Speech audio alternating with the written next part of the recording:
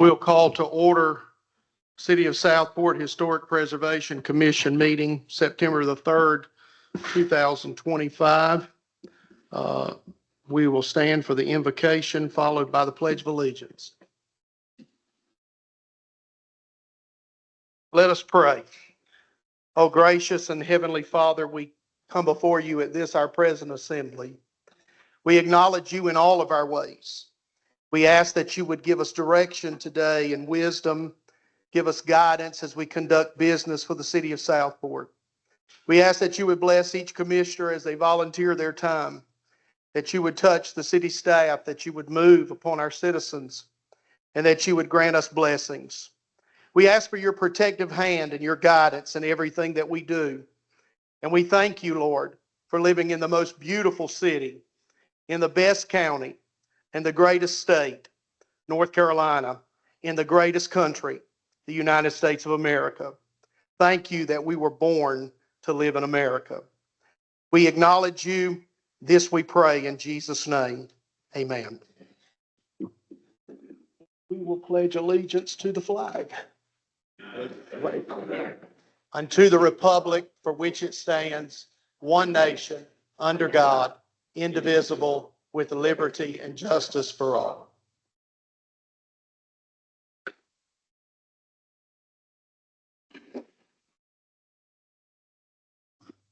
We will eliminate D on the agenda. Commissioner Graves is out of town and could not be here. So we'll not be swearing her in. We'll try to swear her in the month of October's meeting. With that being said, under E is the approval of the agenda. And I'll entertain a motion to approve the agenda. We have a motion by Jim McKee, a second by Bonnie Bray. Discussion. Hearing none, all those in favor signify by saying aye. Aye. Any opposed? The motion carries unanimously. For the record, we will be bringing in Tal West and Catherine Huffam as voting members this evening, since we're missing some folks. F is approval of the minutes from the August 6, 2025 Historic Preservation Commission meeting minutes. We have a motion to approve by Bonnie Bray, second by Jim McKee. Discussion. Hearing none, all those in favor say aye. Any opposed? The motion carries. Before public comment, I would like to read a statement. Good afternoon and welcome today to the September 2025 regular meeting of the Southport Historic Preservation Commission. Commissioner Graves is out of town, and we welcome Commissioner Josh McGee. He was going to be out for a medical procedure, but made it. We do have a quorum today, and we will be conducting business for the city. From the very beginning of this endeavor to create guidelines and a historic district overlay, I've asked for public comment, for suggestions, ideas, constructive criticism, to collaborate, buy-in from our citizens. I've taken detailed notes of every public comment section that we've had, and as a commission, we have discussed and debated those comments at every one of our meetings.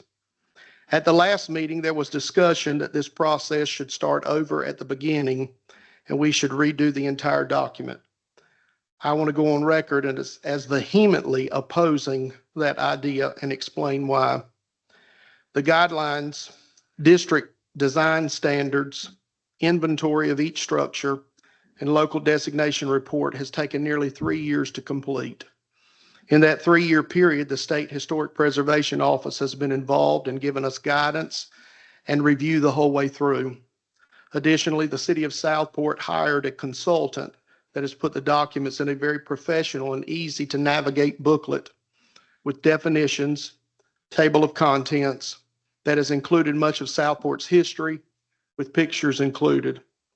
All of what this commission has done has been public and transparent, reviewed by the planning board with a public hearing and regular updates have been given to the Board of Aldermen.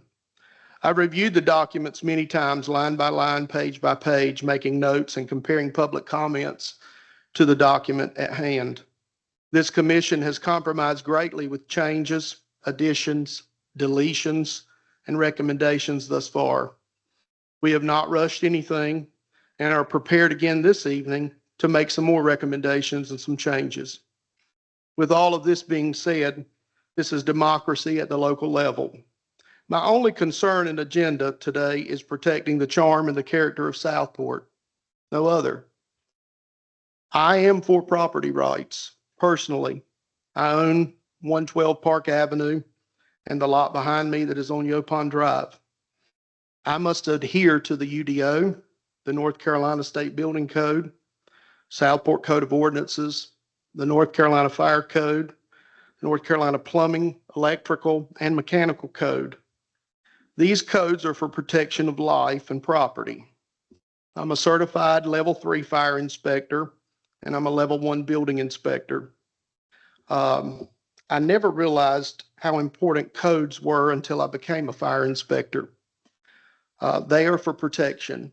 Codes have changed over the years due to massive fires that have caused people to lose their lives and property. And they are necessary. No one likes codes, but they're necessary for protection. They are the right thing to do. I just came out of a building project, not in the city of Southport, in the county jurisdiction, because I also pastor a church, and we built a fellowship hall. Because I was on the east side of Highway 17, we had to build the fellowship hall to the specifications of stricter hurricane codes. If I would have been 100 yards on the other side of Highway 17, I could have saved about $100,000 on my building.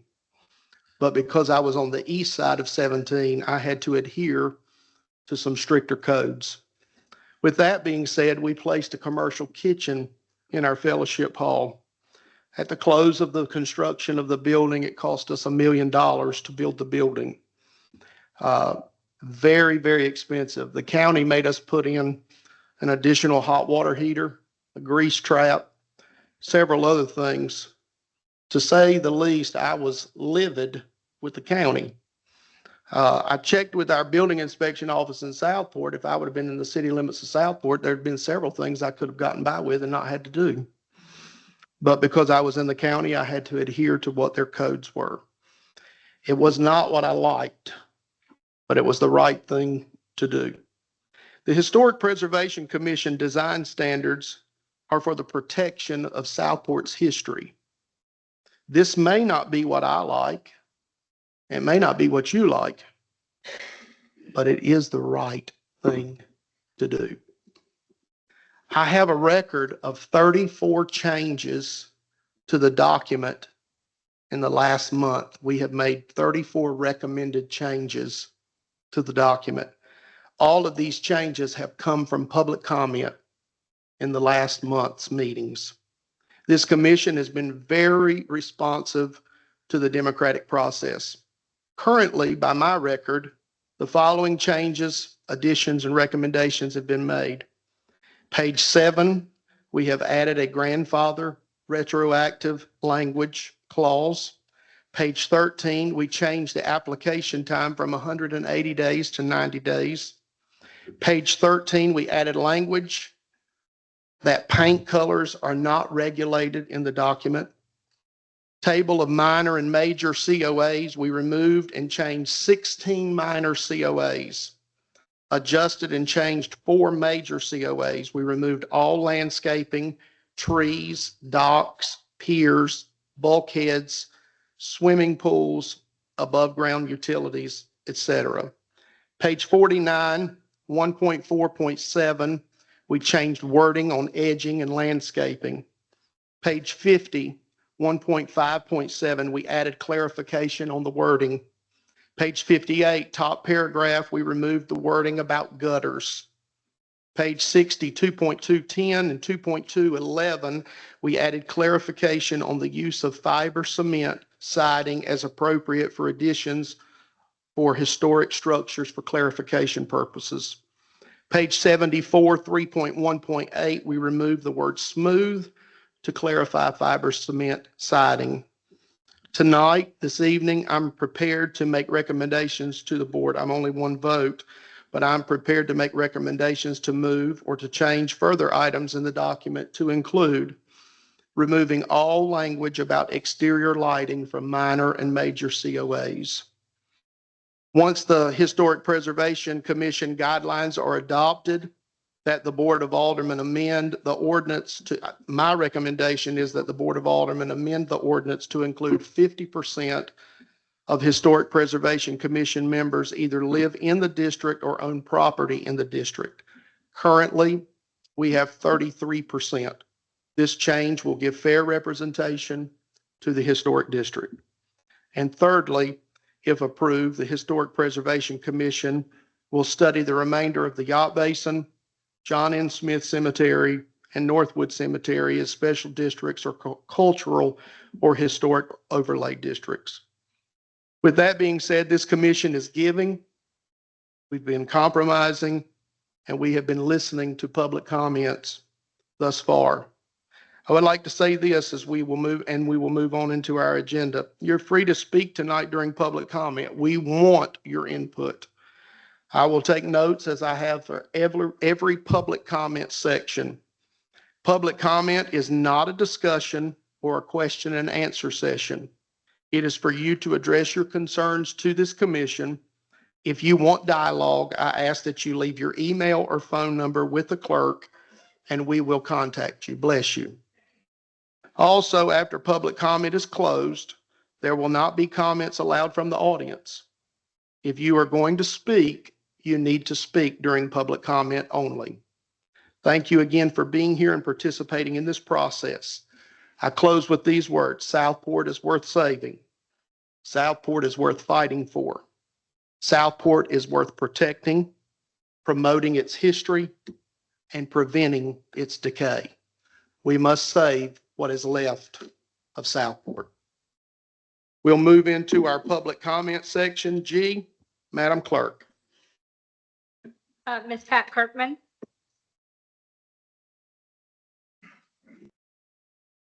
Welcome, Ms. Kirkman. If you'll state your name and your address for the record.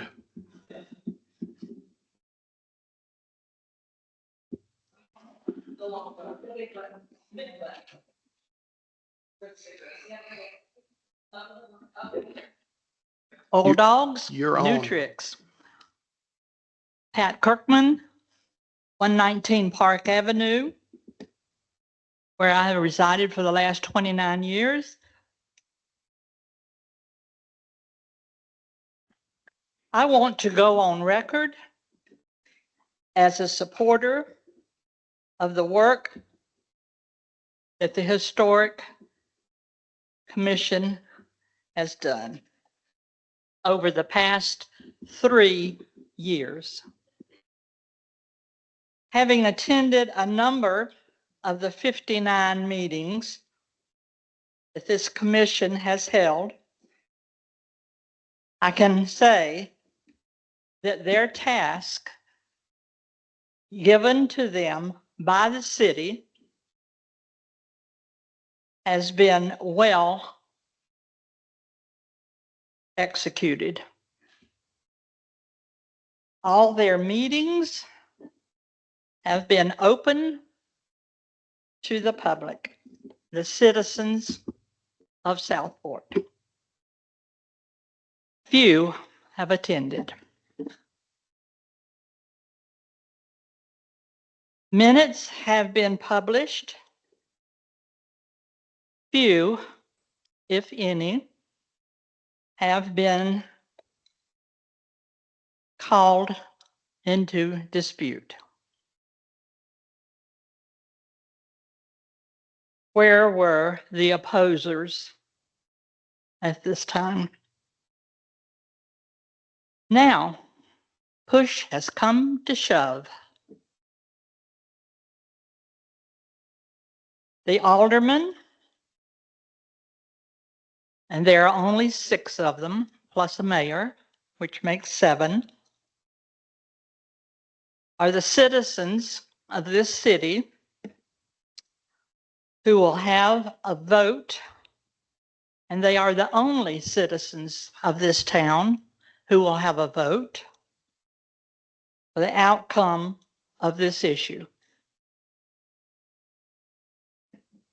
I urge them to vote to accept these well thought out recommendations and to resolve this debate. Thank you.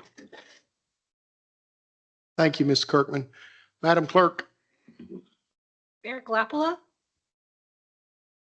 welcome, sir.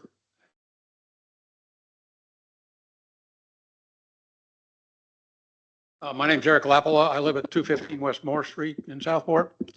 And I'm kind of involved in the middle of this, but actually on the edge of it, because my main issue is apparent, unless things have changed, the boundary of the historic district do not include the yacht basin. I've been a proponent for including the yacht basin in the historic district since before you folks started your work. 2 reasons. One is, according to FEMA regulations and CAMA regulations and so forth, if the restaurants on the waterfront get destroyed by a hurricane, they have to rebuild with their floors above the base flood elevation, which is 13 feet plus a 2-foot surge. So everything is going to go up. If we have, it's my understanding, if we had a viable historic district, which it looks like we're about to have one, that requirement is foregone and they can rebuild to their original footprint. Those are the structures on the commercial lots along the waterfront. But there are 5 lots that are zoned residential. 4 on Caswell and 1 on Moore. If this yacht basin is not included in the historic district, they will not have anybody who owns those lots can build any structure they want according to the city regulations and so forth. And they won't have to abide by the historic district requirements. Yacht Basin, or excuse me, Southport Waterfront Holdings, which owns the lot right across from Caswell from my house, actually had an approved building permit for a building that was going to be like the bedroom communities on the waterfront. It was 130 feet long, 60 feet wide, 42 feet tall, and 6 bedrooms. Now, it's my understanding that that building permit has been rescinded because I can't find a record that is still valid, but it was approved. So there are 4 other lots on that periphery of that boundary that's been excluded, that if the historic district is not put in place, can put anything they want up there according, as long as it complies with the city regulations. So I do not understand why, other than the recommendation by, I was understanding by Stewart Engineering, that the buildings that are there presently in the yacht basin don't really conform to the historic nature of the city. They used to before they all got torn down. But to me, I do not understand why that area has been excluded. And I appreciate all the effort that you guys have done. I think it's great that we're finally getting there. I've lived in historic districts in Petaluma, California, Princeton, New Jersey, and Aspen, Colorado. So I'm well aware of the problems and the restrictions, but I think you guys have done a great job trying to make this not an HOA run by the town. However, if you don't include the basic attraction on the waterfront in this process, we're losing leverage to preserve what's there. Thank you. Thank you for your comments, sir. Madam Clerk, Miss Cheryl Daniel.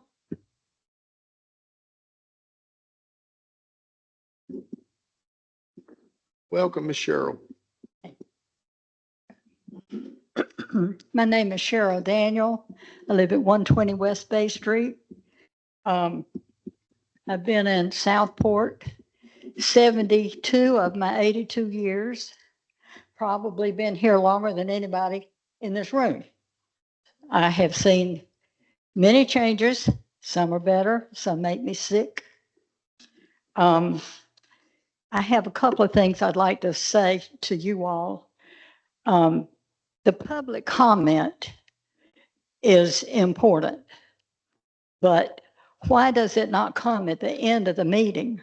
We come in and we talk, then you all talk, and then we have questions, we can't ask them. And then we can't find out unless we contact one of y'all until the next meeting. I wish you would put the public comment at the end, so we could have know what you all are thinking and doing. We can make a decision about how we feel about that. Also, I have read this thing and I just cannot believe the detail of regulations. I could talk about it for an hour. However, and I started making a note on the beginning in the goals. I would like to ask you, you had mentioned the words historic character of the city. What do you all define as a historic character of the city? And also protecting historic vistas. You had 11 pictures of, and that's all you said. You wanted to protect them. Are there plans in place? How exactly will that work?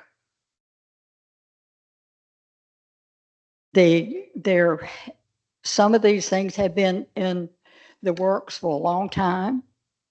I have been on a committee to excuse me, to try to save Franklin Square Park. We've been on that since March of 2023.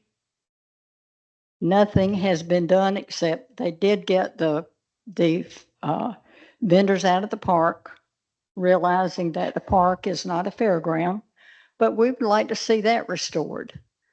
The waterfront and many, many other things. So I appreciate you all have listed that, but I would appreciate some plan or some notification of how exactly that's going to happen. I noticed that you have put down light fixtures and you can't put banana plants in your yard and a lot of these other things that have been taken out. But some of these things that are more important, there are eyesores around Southport that were not mentioned. The dumpster on the most important corner of this town, I understand is put there with some quasi-legal document. The dumpsters around the yacht basin, there are a lot of the eyesores. So some of that, some of us who preserve Southport would like to see that addressed. Also, I understand that this is a living document. So how many more restrictions are to come up later? Is this it? Are you going to, I understand you've deleted some, but I'd like to know if you plan to add any. I would also like to know how much taxpayer money was spent on the consultants.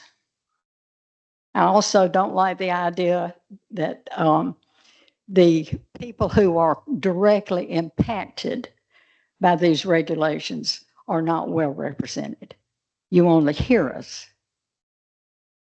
But just from reading this document, I just can't imagine who in the world is going to enforce all of this. Thank you. Thank you, Ms. Daniel. Madam Clerk, Miss Susan Holt. welcome, Ms. Holt. Good afternoon, and thank you for allowing public comment this afternoon. Our family moved to Southport in 1970, so of course we've seen a lot of change since I moved here. Other than residing in Boiling Spring Lakes for a short period of time right after I got married, I've resided back in Southport. So most of my childhood and adulthood has been spent in the Southport area. So with that, I just want to express a couple things that I didn't relay last time because I really wasn't prepared to speak last time. So I just want to ensure that we all think about these things. Private property rights are very important, and I think that we can all agree to that. We're not saying that you're trying to infringe on those rights, but I think private property rights and those of us that have purchased property within the boundaries of Southport, we need to ensure that we respect that. The document that I reviewed, we just got to make sure that we don't have any type of impediments by adding additional regulatory burden to homeowners. And what I mean by that is I've had my contractor's license, North Carolina General Contractor License for residential since 1996. So I'm well aware of what the building requirements are from that forefront. But when we think about homeowners and their rights and adding additional regulatory burden, we already have electrical codes, plumbing codes, building codes, Southport codes. We have all of things. Now we're adding an additional layer. So we just need to keep that in mind as well when we're thinking about the rights of homeowners. Also, the increased cost for renovation and time restrictions. I understand we've gone from 180 days to the 90 days, but right now, and I just discovered this past week at my home, and I forgot to mention, I live at 307 East Moore Street, so just a block away. Discovered a mold issue.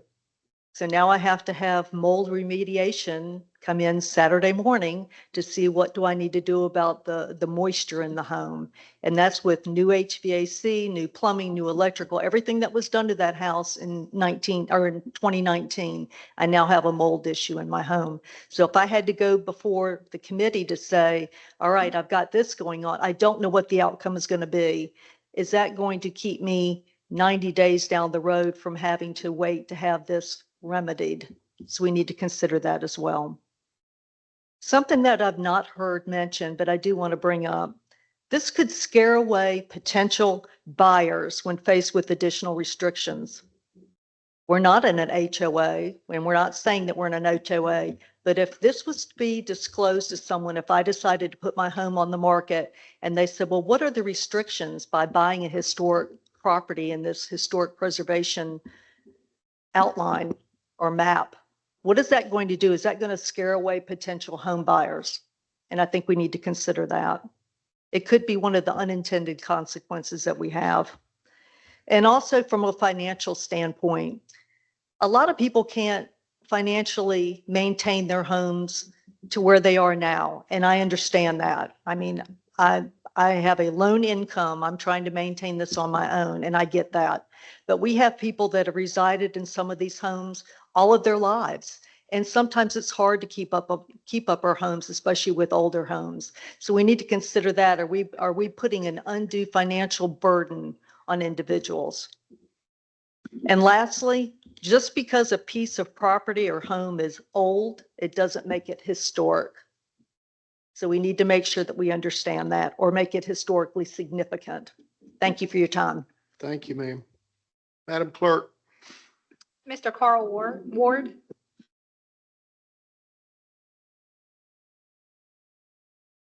Welcome, Mr. Ward.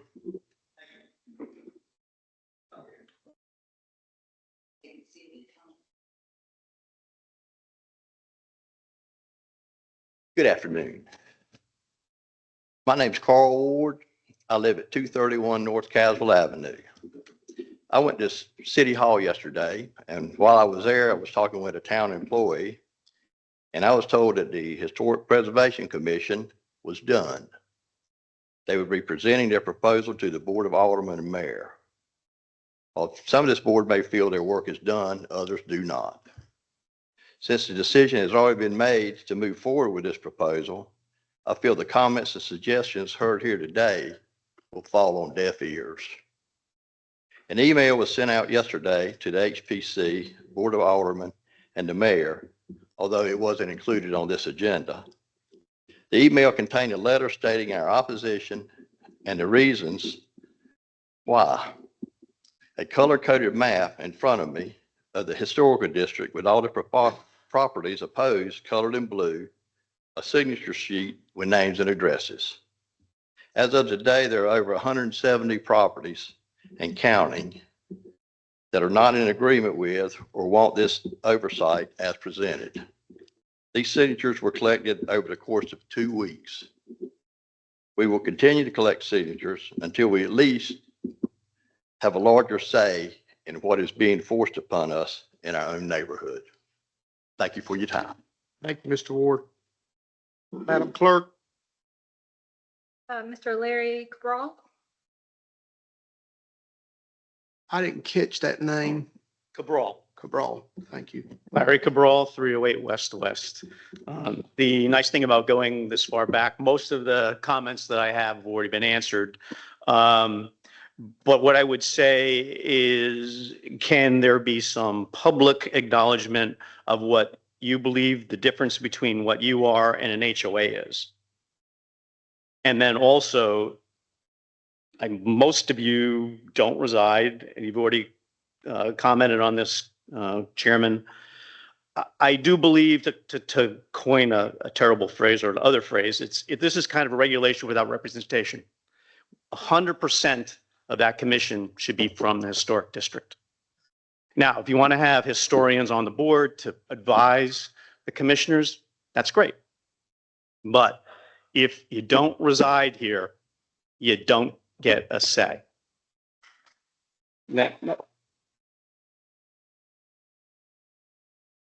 Sorry. I think just as important, especially with this upcoming election, that I would like to see the Southport pilot get with the candidates, both mayoral, aldermen, and I want to know their positions before the election on where they stand on this commission. You keep mentioning the democratic process. I think it's very important that we know everybody's position prior to us casting a vote. Thank you.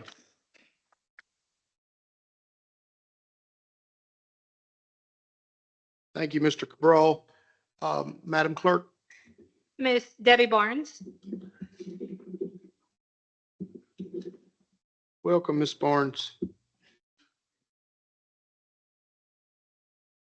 And I want to thank the Historic Commission Group for all that you've done recently to remove a lot of these items and add things that we've requested.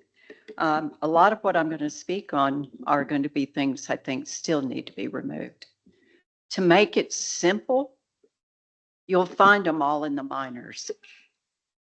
So if you look at what's still left in the minors, you have things like on your page 16, the alteration, installation, removal of the exterior lighting. But Chief Drew, I think you said that's going to be all taken out. I hope it is.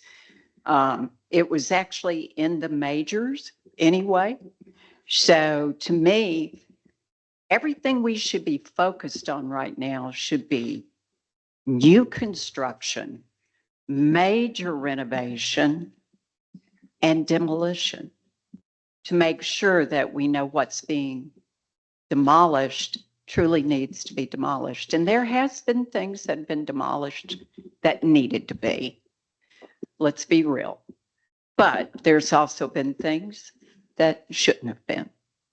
So I think that's where we need to focus. And I think your majors deal with that, not the minors. The minors put more of a burden on the current homeowners and some of their just daily stuff and some minor stuff they might need to have done. So the exterior lighting, thank you. The other one is you took the word out on the gutters, but why are they even there? Again, on the minors, just delete that, because you're going to be looking at the gutters under the major stuff when there's new things coming. I think that the piece you've got now, it's like you're focused on matching color trim and stuff. Well, I'm not real knowledgeable of it, but I don't think there's that many options on gutters. So, to me, it's one of those, just get rid of it.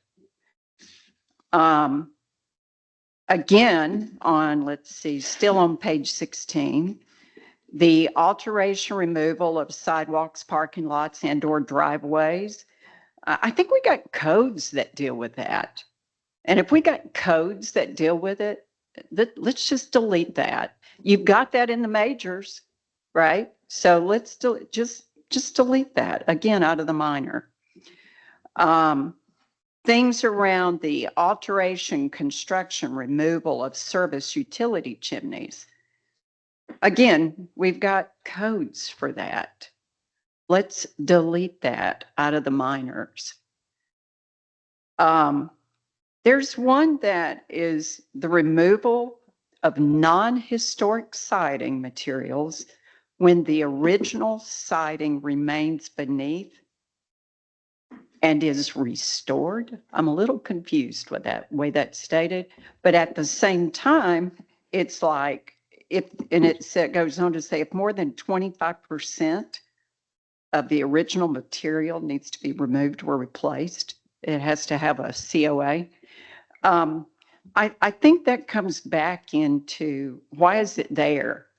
Again, I look at it and I think if somebody put siding over top of siding, odds are it was already kind of bad. Back then, people didn't have a whole lot of money to do something better. You know, they were just kind of doing what they could. Most of us have seen what goes on in some of the old houses, you know, just to get them built or restored. I think that it was probably bad to begin with, so why bother with that? And then let me ask you this, how are you really going to enforce that? Because when that building construction's going on and somebody's taking siding down and you've already got a major renovation going on, are you really going to see? Are you really going to know that? Are you going to have, is somebody going to go stop and, whoa, we got to, you know, we've got some original siding here and it needs to be reviewed? I don't think so. I mean, especially like I said, it's been underneath the other siding. So I don't understand why that's there. If you want to keep it, put it in major, but that doesn't belong there, I don't think. The other is around the storm doors and windows. Again, storm windows, storm doors are not historic. They got put on top of some of the historic windows to try to save them. But in a lot of cases now, you have people needing to remove those and to remove those windows because of the dripping and stuff that goes on, the sweating, and that's causing rot, right? Siding issues, floor issues, things like that. So again, I think you could get rid of that out of the minors. The alteration, construction of additional removal of patios. Again, I think there might be some codes on that. If not, then you just need codes to do some impervious update rules or whatever. Then when I look at on like your, and some of those were on page 17, if I didn't say it. If I look at like page 18, the public safety issues, to me, it already says they must be approved by the inspections department. Why does that need to be a minor COA? You know, come on. So it's the things like that. Another one that's on page 18 is the demolition of non-historic additions or accessory structure. It's non-historic. Let's get rid of it. You do that, you've taken away all the minors. And now we can focus on the big stuff, the major renovations, the new construction and demolition. If you're going to be making adjustments to your document, there are also some areas where in your inventory, it's not accurate. Now, you know about ours, but you know, ours showed that we had painted wood shakes, but it also doesn't describe our windows correctly. And it doesn't even have when we did our renovations back in 2001 and 2 on there. So that's not even on there. And if I didn't say it for the audience, I live at 425 West Street, and we are in the historic district, but we are non-contributing. But we would have to adhere to these rules. And that's just, that's where I think you got to get rid of these minors. Also, I believe that 415 West Street is missing from your inventory. So, and there's some others I could tell you about, but I'm not going to eat up your time. If you want to know, we can talk about it offline. There are some other little things that I wanted to just address. On page 60 in your document, it's the 2.2.11, and I know y'all have made some changes to these. So I thank you for that because it's better than it was, most definitely. But it says fibers, it says on 2.211, fiber cement siding may be appropriate for additions to historic structures not visible from public streets or waterways.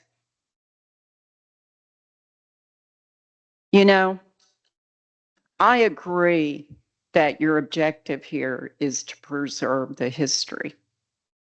But I also believe that the homeowners have an objective and have been doing a great job of it in preserving the history and protecting the homes. This not visible from public streets and waterways, I mean, they could put that fiber cement siding on, but not on the front if it's visible from the road. I mean, why would anyone want to do it that way?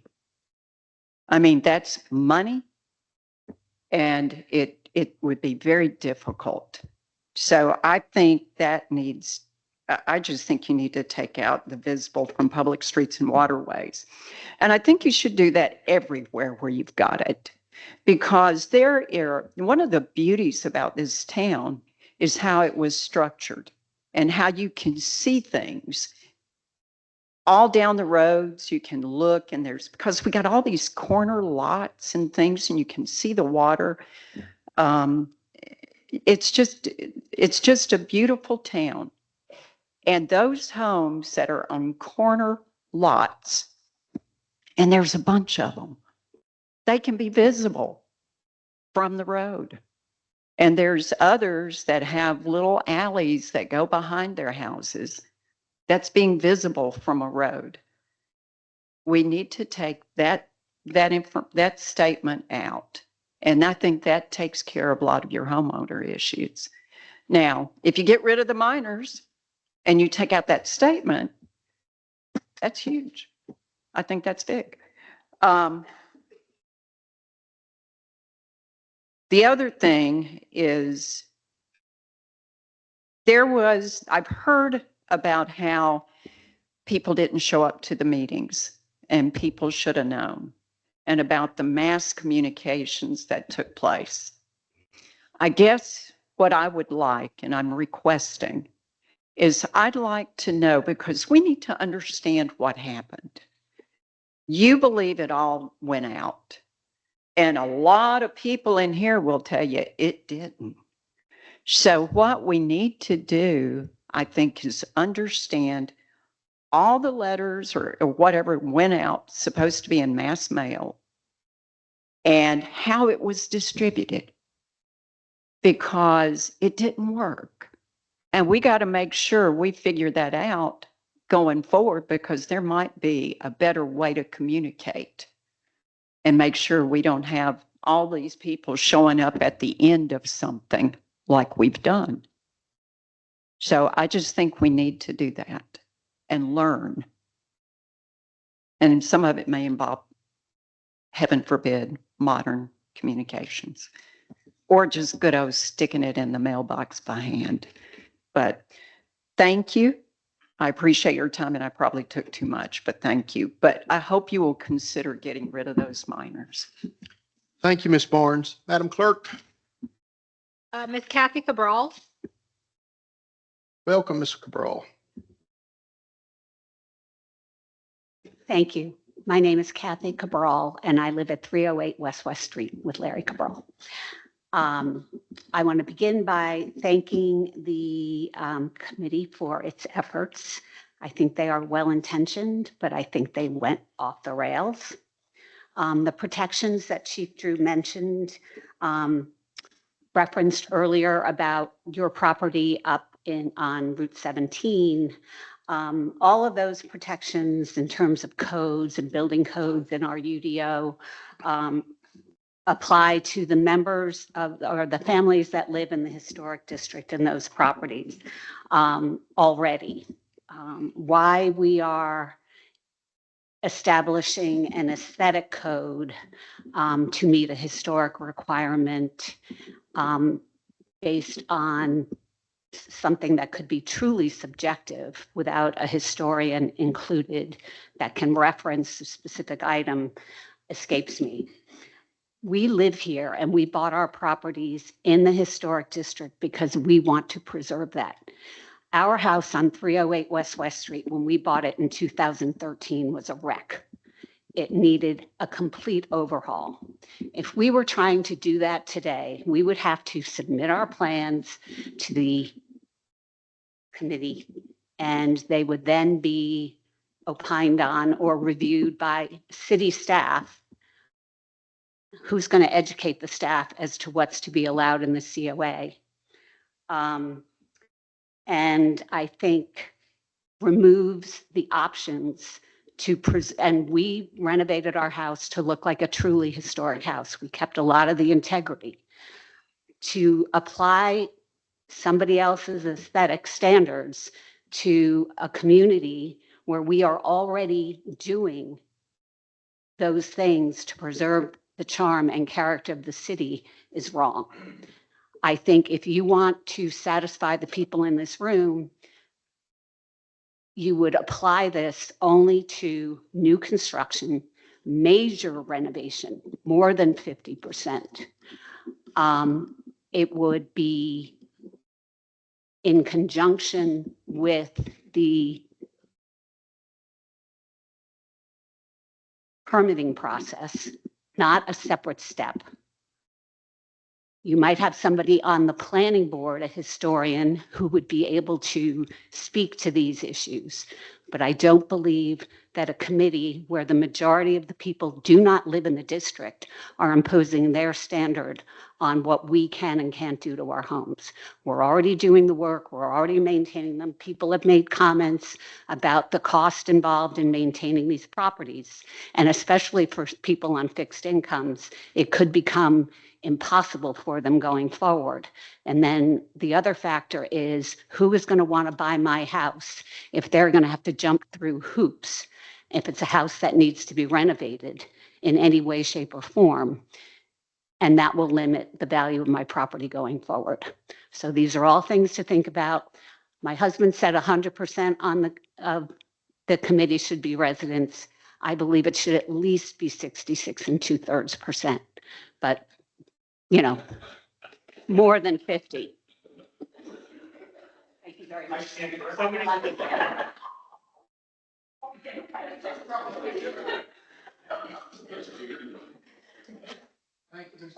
Mr. Cabral.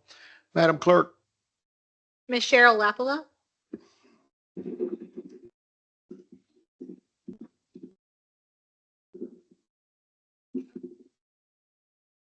welcome, Ms. Lapola.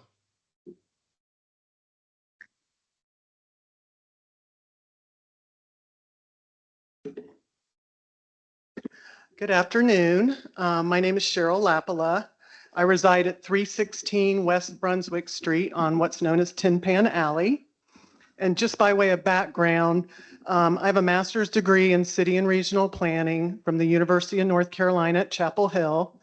And during my time there, I was very fortunate to take a class in historic preservation from Myrick Howard, who is known as the father of preservation in North Carolina. He recently retired from his Preservation North Carolina nonprofit after 35 years. I think he saved 6,000 to 7,000 properties, all through a voluntary system where owners agreed to put their property up for sale for a minimal amount so people could purchase them and either renovate them or relocate them. But it was all a voluntary program and was very successful. I've restored 3 homes in the historic district. I have done the research and obtained 3 historic plaques for those homes. I've been on 3 home tours for the Historic Society to raise money for their very good cause. And I'm sure that if you're here sitting on the board and everyone in this room is dedicated to historic preservation. And I feel for you members of the board who are not living in the district, because I know there's a very strong feeling that people who live in the district have gone through the pain and the expense of doing renovations. And we tend to feel that if someone hasn't shared that pain, they may not totally understand. So I really do appreciate your efforts over the last 3 years and everything you've done. I've been a commercial and residential real estate broker in Southport for 15 years. And what I want to do is I want to share some of my experiences just to sort of help educate you as to the type of situations that might arise if this process ever were to be implemented. So I was sitting upstairs on my 2nd story porch, and I was looking down at a beautiful view of the yacht basin, and I was putting my notes together for my comments. And I thought, man, I am so lucky to be sitting here on this porch. What a beautiful view. And then I realized that if I had renovated my home after these standards were put into place and not in 2015, I never would have been able to build that porch. And I'll refer you to section 2.5.1, which is on page 65. And it says, retained porches do not replace with a porch that does not convey the same visual appearance. So that porch enhanced my property. It increased my property value, and it adds to the tax base in Southport. And we all know how sorely we need more revenues in our tax base. As I was biking over here today, I passed my neighbor's house. Can you hear me? Is it? Okay, I feel like I'm clicking out. Anyway, I passed my neighbor's house and I saw her painting in her studio, and it was a glassed-in section of her wraparound porch. Her late husband built that for her, and that's where she can do her painting. And if that was the case today, or after these regulations were passed, she would not be able to do that. For that very same section 2.5.1, retained porches do not replace with a porch that does not convey the same visual appearance. And there's also a section in there that specifically says to not glass them in. The other home that's near my neighborhood, or near where, on the way when I walk over here, is on Nash Street. And this was a home that Brian and I had listed. It was a very small, very cute, totally dilapidated cottage. And I think I sent all y'all a letter. I'm not sure if everybody received it, but it was 216 West Nash. It was very visually attractive, and I racked my brain as to how that structure could have been saved and renovated. But you would have had to replace every stick of wood in it. I mean, it was just impossible. And so the home sold and it was replaced. There was a developer investor who bought it, and they salvaged a lot of the material from it and they incorporated it into features of the house. But they did go on to build a 2-story home that basically filled the lot. And so the code, this is section 4.2.2. It says choose demo as a last resort, design replacement to reflect demolished buildings' height and scale. So if we were operating under section 4.2.2, you would have had to replace that structure with a one-story structure. Now, in a perfect world like Williamsburg, we might want to do that, but the property values have gotten so high here. I mean, that demo with the 33-foot lot sold for $275. So the person who bought it, it makes sense to build a two-story structure to the fullest potential that the zoning code allows. I mean, the zoning code allows you going to 40 feet. I don't think that building is 40 feet. It's less than that. It's a very attractive building, very attractive, but it's not what was there. So then, to me, that gets into issues of, are we taking away private property rights? I mean, is it really right to ask someone to do that? And so if you all were sitting on this commission and you were having people come before you, I'm just trying to show you that this isn't like a straightforward fire code. This is like a hornet's nest, because these standards in here, these are basically the National Preservation for the Historic Register. They have a set of standards. And when the consultant comes, they basically just lift those standards and put them in here. And in the National Register program, if you adhere to these standards, you can get federal tax credits. So it's a voluntary way of preserving certain buildings. In a lot of cases, people do not choose to take those tax credits because the standards are way too rigorous. I mean, they're just too difficult. So anyway, what I'm saying is here is we're dealing with a sort of set of standards that are kind of designed for Williamsburg. And we're not Williamsburg. We've had homes moved, stories added on to them. And so to me, it's a question of, do we really want to freeze our facades in time? Is that a smart thing to do for our city? And I don't think so. And here's a couple more examples. I don't know if any of you have noticed the facade on Ports of Call building on House Street, the restaurant. It's recently been renovated. It's absolutely beautiful. However, section 2.3.9, which is masonry standards, it's on page 62, would not allow that. It says it is inappropriate to paint masonry surfaces that were not painted before. Now, the masonry was like a 1950s sort of brick veneer looking thing. And my client tried to power wash it. And he wanted to keep it because that's the kind of guy he is. He wants to preserve where he can, but it looked terrible. So instead they put a coat of paint on it, and you'll see the light. When you drive past it next time, just take a look at it. It's really, he also added some awnings, which I'm not quite sure about. Those would have been allowed, changing the facade. But anyway, it was a definite improvement.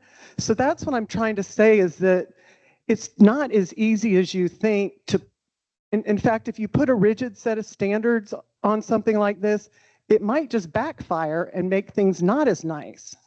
The other example I'd like to bring to your attention is Southport Market. That was the old BB&T bank building, which I don't know what year that was built in, 1950 or 60, you know, some of that god-awful architecture. And they did a remarkable job of a creative, adaptive reuse. I mean, the bank had basically become defunct. You know, a lot of brick and mortar banks have become defunct. People are going to online banking or consolidating their banking branches. And so what this entity did was they did an excellent job of transforming that defunct bank into a thriving retail establishment. I think it's very attractive, but under this code, page 68, section 2.7.5, it says retain original roof frame and features. So they would not have been able to do that, and we probably would still have that ugly bank building. So one more recent example, and I know this building isn't included in the inventory, I think because it was slated for demo, but Thai Peppers, it's undergoing demolition today, and it's going to reemerge as a two-story structure, which would not have been allowed under these rigid standards, because if you're one story, you stay one story. I mean, it says Section 2.75, page 68, retain roof, do not add additional stories. This building will be redeveloped. There will be retail on the bottom. It'll be expanded Ocean Outfitters.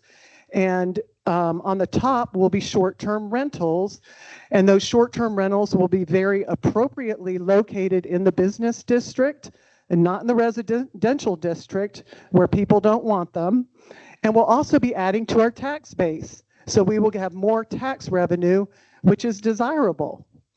The other properties that are in a similar situation, and I just read through these standards. I mean, this is just a couple examples, but I read through these standards and I thought, how does this apply to people I know who have property in the historic district or who've purchased it? And is it desirable? Do we really want this? Because I want to figure out a way to protect our town into posterity, but I want to make sure we don't put ourselves in handcuffs. So some of the other properties, think about Mr. P's, Cafe Coa, Intracoastal Realty, and I hopefully not offending any of them when I say that, you know, these one-story buildings are not anything remarkable from a historic point of view. They're not like I was thinking Lantana's, which has a beautiful facade, which I just found out recently used to be concrete stucco, but that facade was added. That was a change. But anyway, so these 3 one-story buildings, what if they want to build up? I mean, what if that's their retirement plan? Okay, either maybe I sell the building at some point and somebody can build up, or maybe I build up and add a second story of income producing rental units, and that adds to the tax base. But the way this code is written, or these regulations, it doesn't allow it. And once you all are in a decision-making capacity where you would have people coming before you, you have to go by that code. You can't say, oh, we're going to make an exception, or you're going to be subject to a lawsuit, or someone else is going to get mad at you if you don't make an exception for them. In other words, it's just, it becomes a bit of a hornet's nest. And so, I mean, there are different ways at looking at preserving the historic district. And I guess the conclusion I came to was, let's celebrate and collaborate, but not regulate. I think we should have a historic preservation advisory committee. And I do think the supermajority should be of folks in the district because they've gone through renovation. They know what the issues are. And I would think when we have someone come in to get a building permit or a major renovation of 50% triggers something where you have to come up to code with everything. That's the magic number. So if they came in and they requested a building permit for those items, then I would suggest that the Historic Preservation Advisory Committee issue an invitation to them to come collaborate and share their plans with members of a committee who also had technical expertise in restoration and remodeling.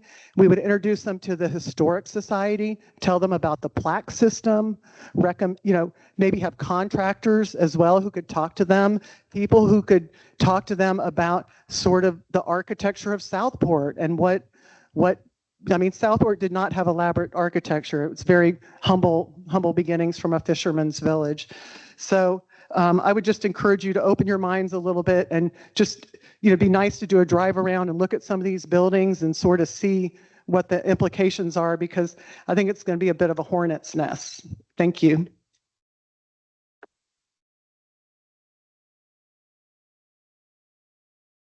Madam Clerk, I'm going to break protocol because 2.7.5 has an exception clause. Thai Peppers could have a second story added under these rules. The last clause says exceptions may be made on a case-by-case basis if there is a clear historic precedent. If you look down Moore Street, there are buildings that are 2-story buildings.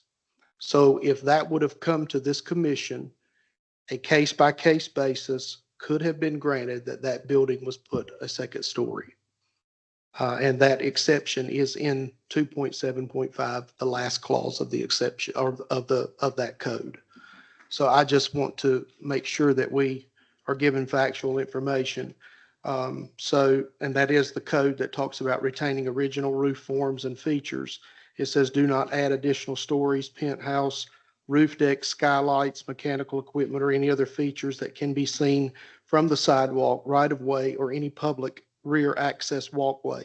Exceptions may be made on a case-by-case basis if there is a clear historic precedent. And the commission has been very diligent in trying to put exceptions in this document to assist and help our residents. We are not trying to put hardships or take anybody's financial stability away from them. That's why that clause was added in there at the end of that section, that it can be done on a case-by-case basis. Madam Clerk, next person.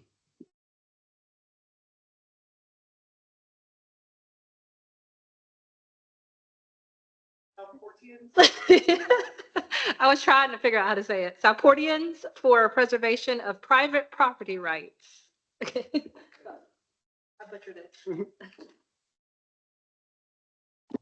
So I'm here representing Southportians for the preservation of personal property rights. A group of citizens has organized to express the community's opposition to the adoption of the proposed historic district overlay. We appreciate the committee's hard work in developing their proposed standards, and we agree there is significant value in the effort to preserve our city's unique character.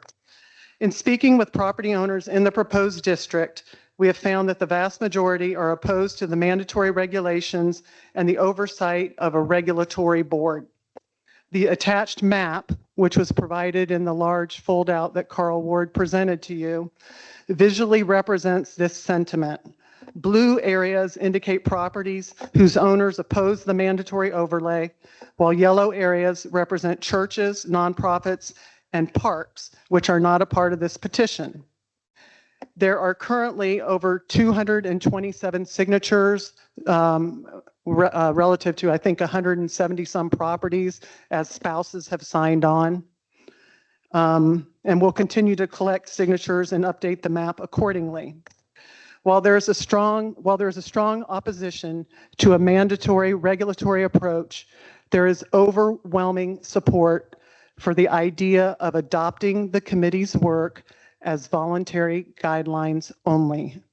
This approach would provide a valuable resource for residents who wish to preserve their home's historic integrity without the burden of city oversight.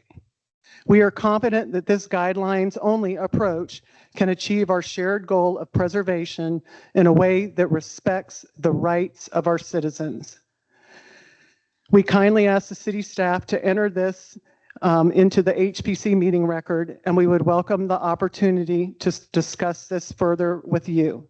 Sincerely, Southportians for the preservation of private property rights.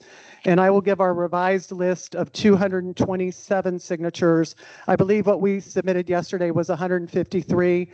So we had left out a couple pages. So I'll submit this to the clerk to go into the record of the meeting. Thank you.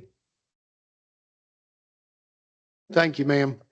Madam Clerk, we have received the petition, and we'll ask that you take it and certify it and enter it into the record. Next person. Okay. Siegfried DeSmit.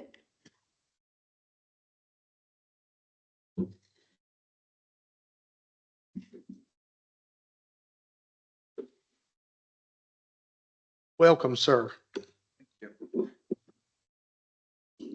My name is Siegfried DeSmit. I live on 319 West Brunswick Street and also own 310 West Brunswick Street. So I prepared a few comments for the board. First of all, thank you, Chair Drew, and all members of the Historic Preservation Committee for the opportunity to share my thoughts today with you. I sincerely applaud and thank all of you and those who came before you for the time, effort, and thoughtful insights invested in developing a recommendation that safeguards the historic district's value, character, and integrity. I would like to begin by affirming something we all share a deep appreciation for the historic charm of Southport.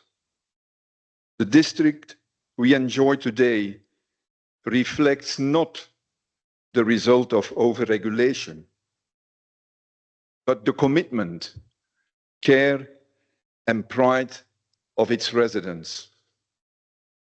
Our stewardship has safeguarded Southport's character and charm and offers us strong foundation to build upon thoughtfully and responsibly.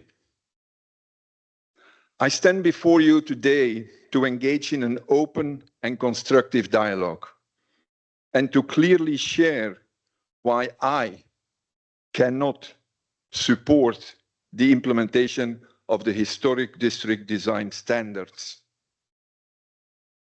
Just look at our historic district today.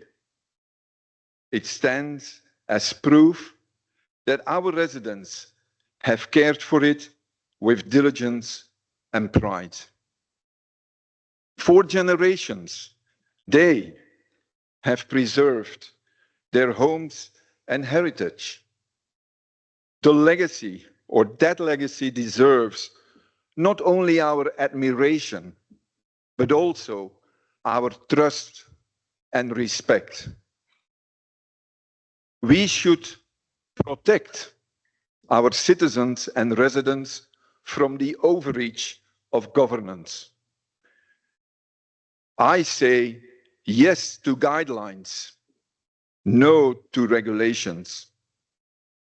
Primarily, we should prevent further erosion of property rights, prevent a small group of people deciding for the residents of the historic district what we can and cannot do with our properties. So the real discussion before us is not about the specific historic district design standards, but about our approach, how we achieve our shared goal of preserving the quaint charm of historic Southport without turning the district into a rigid HOA-style neighborhood.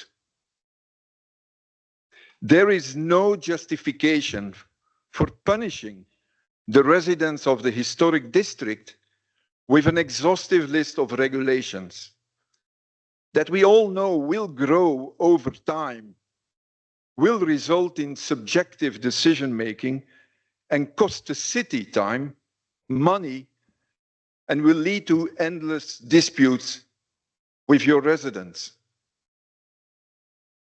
You can rest assured that the residents of the historic district will not demolish or transform Southport into something unrecognizable. For instance, like Myrtle Beach. Quite the opposite. The residents are the reason the historic district looks the way it does today. So, I must ask, why reduce the rights of homeowners who have proven time and again to be the true stewards of the district? And finally, a historic district that excludes the yacht basin simply makes no sense. I understand that this Historic Preservation Committee was given a challenging task by the Board of Aldermen from the beginning.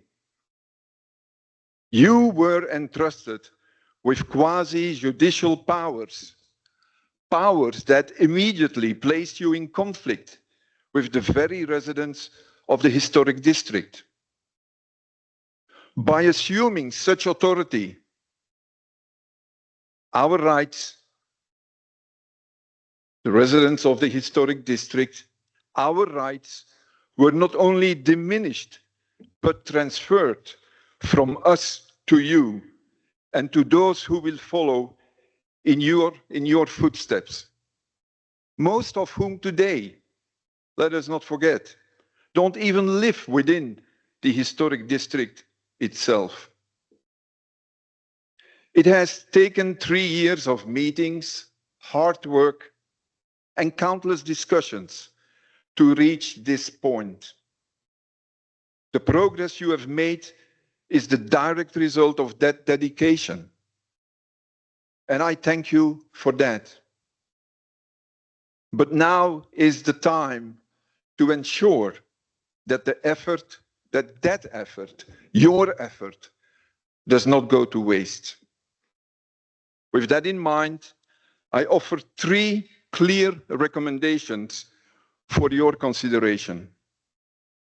First, for you, the Historic Preservation Committee, to recommend to the Board of Aldermen to change the designation of this committee into an advisory board, a body that provides valuable guidance rather than imposing authority. Second, recommend that this advisory body be composed of 5 voting members who live in the historic district, the very people who have the greatest stake in its preservation, along with 2 non-voting members from outside the district who can bring specialized expertise to the table. Third, recommend that the Board of Aldermen convert the acceptable standards into clear guidelines and make them available to every property owner in the historic district who applies for a building permit required and outlined in the current UDO. Whether building new or renovating old, owners should have access to this guidance so they can move forward with clarity and confidence. These 3 recommendations that you, the Historic Preservation Committee, can make will prove beyond any doubt that this board, that you have the courage and the conviction to put the residents of the historic district first, while still achieving the very goals it set out to accomplish: preserve, protect, and prevent. Your work will preserve they will preserve the recommendations I mentioned. They will preserve the hard work and dedication this committee has poured into the last 3 years. They will protect the fundamental property rights of historic district residents, the very people who have safeguarded its character for generations. And they prevent the endless conflicts that will arise when authority overshadows collaboration. This is not about opposing preservation, far from it. This is about ensuring that preservation uplifts rather than undermines, that good intentions do not come at the cost of the very autonomy that defines home ownership. So thank you for your time and thoughtful consideration of these recommendations. Thank you. Thank you, sir.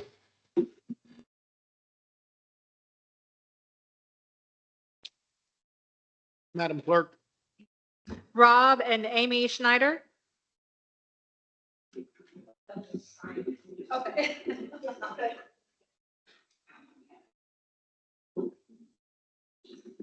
Mimi Varga. Welcome. Good afternoon. I've been a participant along with the committee since the very beginning. I was at the very first meeting of the Historic Commission, so I've been riding along with this process for a long time. I've spoken at other meetings. I've submitted written feedback to the requirements. But after much reflection, unfortunately, I stand here today to oppose the enactment of the proposed historic overlay district and the additional regulation and oversight of properties that lie within the district that will result if passed into law. I didn't mention this. I live at 230 North Caswell. Along with my husband, we are the owners of the Sacred Heart Church that was converted to a private residence over 30 years ago. Becky Felton, the previous owner, was a big advocate for establishing historic district protections, but I wonder if she would have been as supportive if they had been restricted from making the changes they made to the property in its conversion to a home that they loved and cherished all those years. They removed wooden windows that contained amber-colored glass, added an addition with a porch and a skylight to the right side of the house, added a screen porch to the left side that we have since enclosed as part of the renovations we completed. Would the HPC have allowed any of those changes? Therein is my concern. A strict reading of the guidelines would suggest that these changes would not have been allowed. But it really comes down to who sits on the commission and what they think. It becomes very subjective, and that is really a concern of mine. When Becky was preparing to leave Southport, she actively searched for someone to buy her home that she could trust to care for it as she and her husband did. After meeting with her, learning about the work they did and her love of their home, we were lucky enough to be entrusted with this iconic property. We have not taken her trust in our stewardship of Church House lightly. We keep in touch with her and have an open door for her whenever she is in town. Following her lead just this past year, we opened our doors to the community by including the home on the Historical Society Holiday Home Tour. Maintaining old houses is never easy, but we had a particularly thorny issue to solve in the renovation of our home. When we had a hard rain, water would wick down the ropes used to ring the bell and into the house. The mechanism to ring the bell was broken, so the bell was jury-rigged, resulting in a dull thud when attempting to ring it. You might also recall that there was a galvanized ladder lashed to the roof. This ladder was added to provide access to the bell tower for maintenance of the bell. Fixing and maintaining the bell presented many problems, but we understood what an important element of the building and Southport history it was. We agonized over what we could do to both save it and have a watertight home. An answer came one day when the pastor and deacon of the new Sacred Heart Church approached us about donating the bell back to the church. They were building a bell tower at the new church and wanted to hang the bell there. Maybe it was heavenly intervention, but it was a perfect solution in our mind. Sacred Heart Parish members removed the bell. It was repaired and refurbished at significant expense, and it rings every weekend before Mass now. Reading through old minutes from Historic Commission meetings, I was surprised to find out that someone on the commission had heard that we were planning to remove the bell. The commission discussed how they could prevent us from doing that. They were seemingly so opposed to this action that they discussed if they had any options even before the commission was legally empowered to prevent this action. I tell you this story to illustrate something. A number of strangers have thanked us for the donation of the bell to the church when they happened to see us in the yard. When the bell was a significant historical element of the house, while the bell was a significant historical element of the house, I believe we made the right decision in giving it back to Sacred Heart, where many more can love and cherish it as a piece of Southport and the Sacred Heart Parish's history. Given the proposed process presented by the HPC and factoring in the discussion they had concerning removal of the bell, the HPC apparently would not have felt similarly and may have ruled against me should I have needed to apply for a COA. I believe that the 3 Ps this commission speaks about goes beyond the structures that inhabit this town and instead should be viewed through the lens of the community Southport has been fortunate to cultivate. Isn't our special community really what we are striving to preserve, promote, and protect? I also believe that the many people I know in the historic district all have the same objectives: to do the right thing for Southport by balancing their needs to create and maintain a home or business while preserving the charm and sometimes quirkiness that is our secret sauce. That's not something that can be legislated. Thank you for your time. Thank you, ma'am, for your comments. Madam Clerk. I have an email from Bonner Herring. He said, "Dear concerned residents, city staff, and fellow historic preservation commissioners, In my absence, I felt compelled to write a few lines to share my thoughts concerning the implementation of Southport's historic district and over 100 pages of proposed restrictions I, along with the other commissioners, have been working on for some time. I must say, I very much admire each of you for the time and efforts that you made over the past 3 years developing these design guidelines. You may recall at our first meeting, I made my thoughts very clear. Our number one goal is to add value to downtown and the citizens who own property there, and efforts must be considered a benefit to them and never a burden. Judging from the overwhelming feedback received, we have fallen well short of our goal. The people, my neighbors, feel the restrictions being discussed today are a burden. It seems we've stirred a hornet's nest where one used to not exist. Many of you have spoken out, and here are just a few of the quotes taken from your letters. It appears the HPC could not find a solution that does not infringe on homeowners' property rights while preserving the historic character of our town. These standards create avoidable hardship. It is my opinion that this initiative has produced requirements that far exceed what is necessary to produce the desired results. Homeowners without any guidance from the city have done an excellent job to preserve and improve the historic character of their homes. My opposition is not to the idea of preserving the unique and historic character of our town, something I value greatly, but rather to the degree of micromanagement that such regulations could impose on individual property owners. I am worried about the unintended consequences of restricting the best and highest use of someone's property. Don't change Southport, let Southport change you is the refrain that I constantly hear from those most in favor of the historic district regulations. However, does that material of someone's shutters, a dog gate on their porch, or a home addition being taller than the original structure change Southport? I think not. In my opinion, these comments and opinions cannot be taken lightly. But for some, it seems the best way to make change is to just do it and ignore or make slight insequential revisions to silence those not in favor.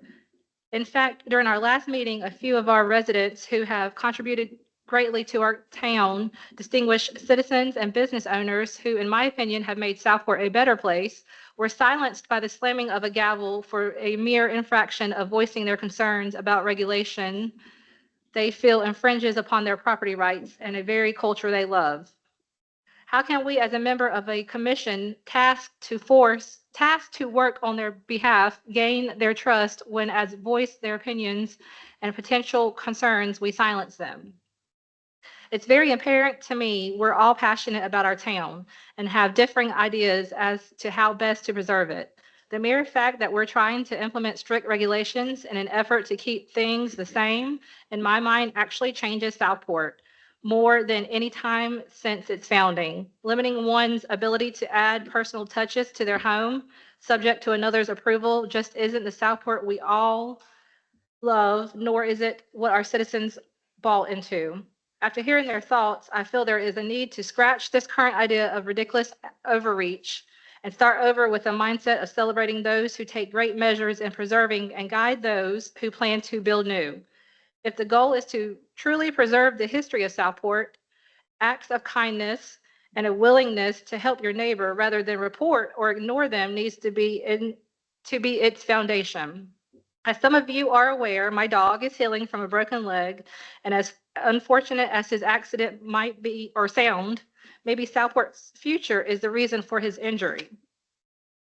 As we now take daily walks in an effort for full recovery, it's forced me to slow down and take in just how beautiful our town really is. In walking our streets and sidewalks, most of all our homes are different, beautiful, some old, some new, and rarely, with the exception of a well-deserved historic plaque, can I tell the difference between the two. The property owners, without a quasi-judicial board and 100 pages of regulations, have done an excellent job of building Southport's character into their homes. If the citizens want to continue down this road of regulated preservation, I will gladly be by their side. And when we're done with our work, a vote by the people affected should be the deciding factor on whether or not any new regulations are placed upon them. We are very blessed to have some extremely bright and dedicated citizens in our historic downtown, and it would be an absolute crime to pass unnecessary legislation if the majority feels such regulations are a burden to them. Sincerely, Bonner Herring, Southport Historic Preservation Committee member and resident of 112 West Bay Street.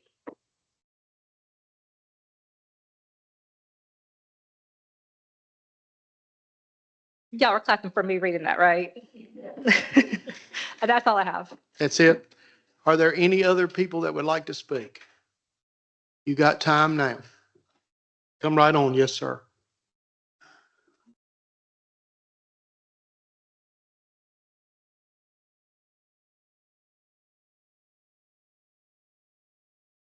Welcome, sir. Thank you. Try to keep this brief. My name's David Neal. My wife and I own a home at 229 North Caswell. Around here, it's often referred to as the Crimes of the Heart house. And it would look entirely different if the movie had never been shot there. It was pretty much just a square home. And with the changes that were made to it, the upstairs, downstairs, front porches, widow's walk, crow nest and everything, virtually all of that would have been contrary to these guidelines that have been written up here. We've owned a home for about 4.5 years, roughly 4. And our primary residence is in northwestern Indiana. It's in LaPorte, Indiana. And there's a historical district in LaPorte.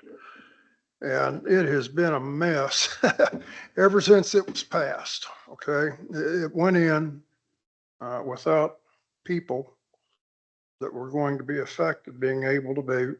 It was their representatives, the mayor, council people. And anyway, our house, it's a 1925 house up there. But anyway, our house, thank goodness, fell outside of the district, okay? But in the district, right up the street from me, there was some people that were going to replace the front windows on their home. Well, their house was built shortly after 1900, and a wooden frame, single pane window is not as efficient, it's not as desirable, be it for energy or maintenance. That's what they have available today. And so the council, the historical district people said that, oh no, you can't put the kind of windows that they wanted to put in there. And I think it was like 5 windows that they were replacing, and they were going to be a little over $15,000. And what the historical district said, oh, you got to put these wooden windows in. Well, they all had to be hand built. And anyway, the little over 15 went to 56. Okay. It just so happened that the family that owned that home, their son, one of their children, son was a lawyer. So they brought suit. And anyway, they wound up putting the windows in that they wanted to put in. And, you know, I walked by that house back when I could walk pretty good. I walked by it often, and you, from the street, you can't tell any difference.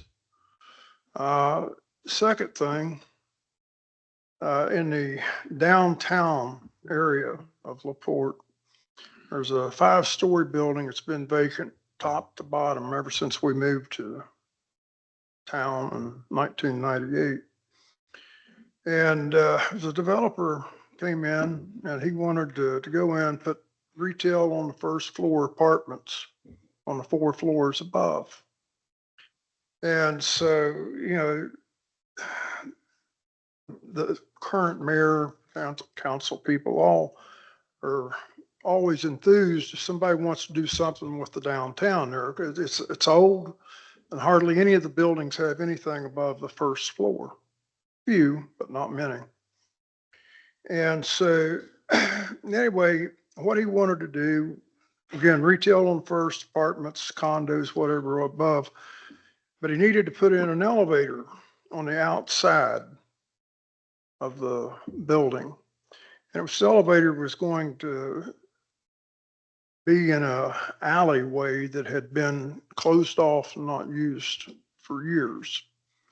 But the committee, the historical committee, would not let him put this elevator there.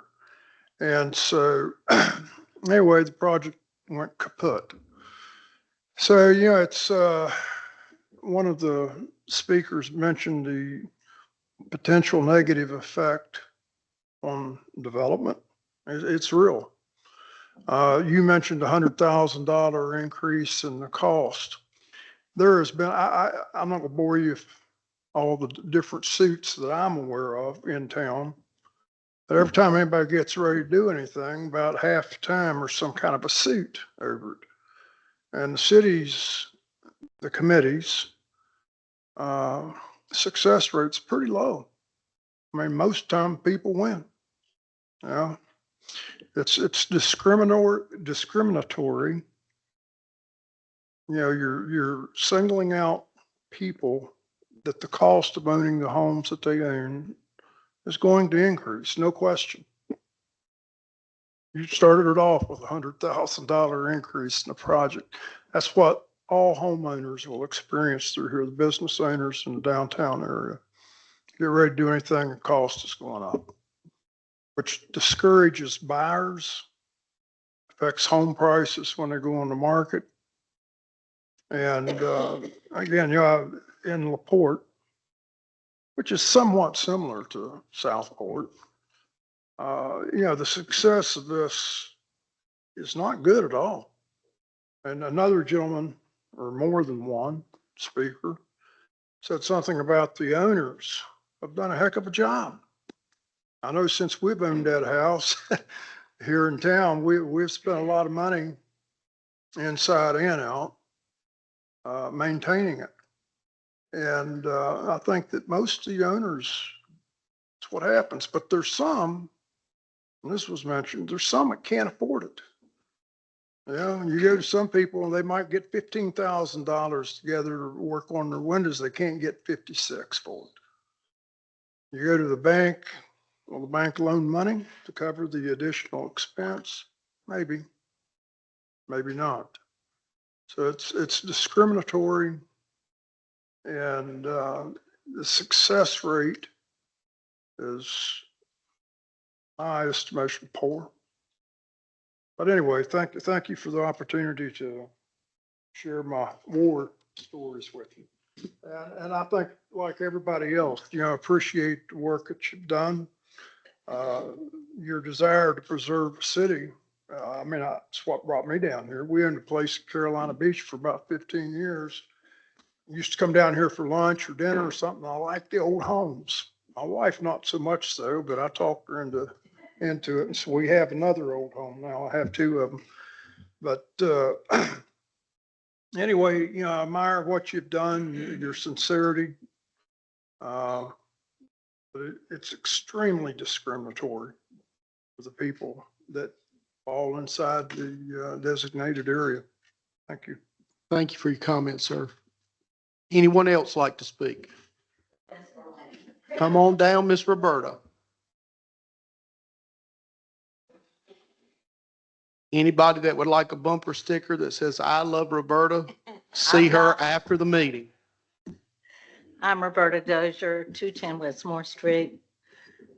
Before this commission, I've had to replace windows. I have 36 windows in my house. They were all wood. 36 windows, and I have got one on order, just paid for it, $800. One window. That's just an example of the cost for replacement of a window, not the installation, but all the people in the residence of this overlay have taken care of their homes and have pride in their community.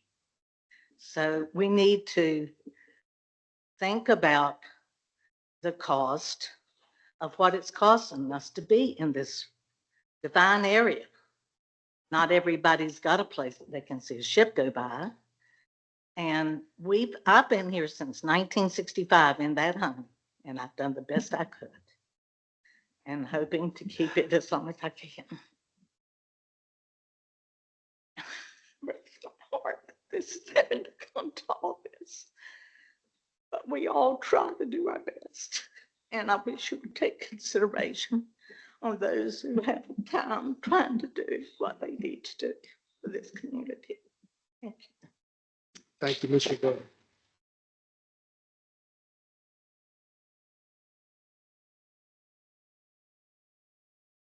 Anyone else want to address the commission?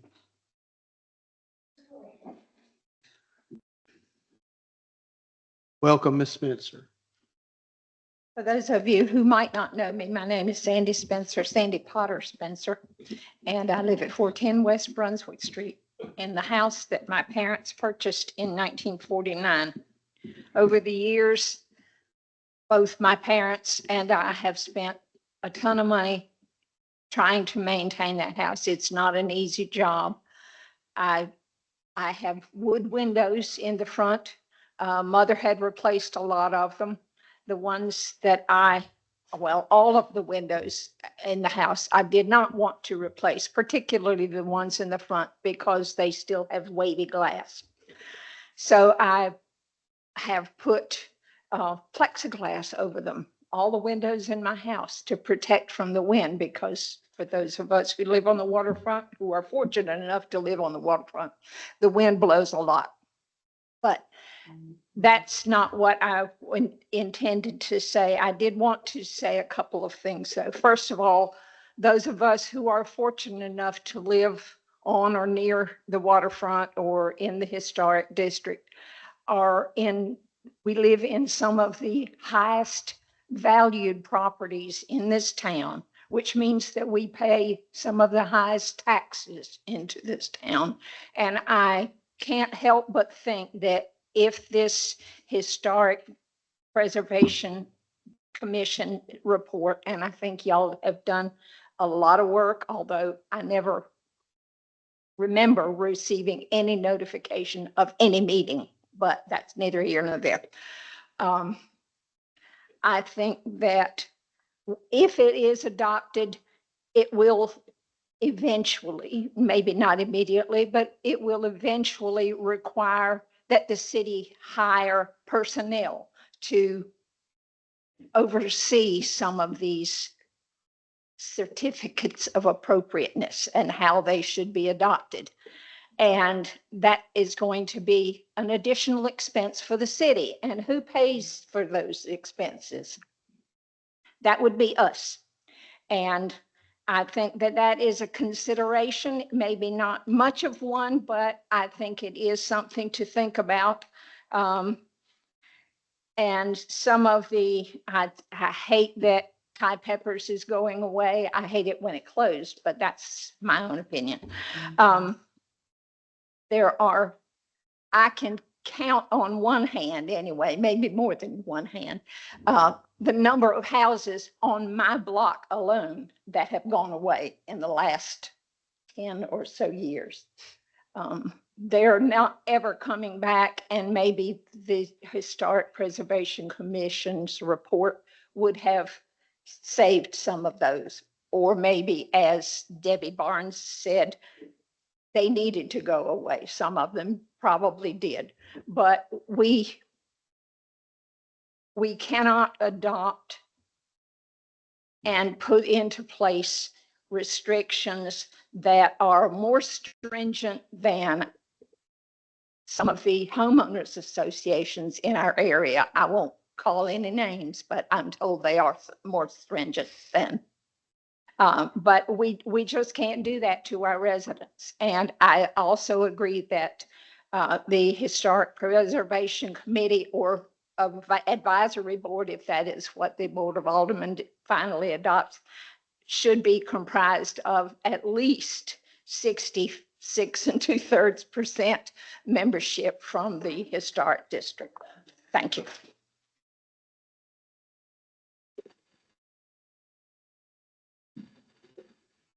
Thank you, Ms. Spencer.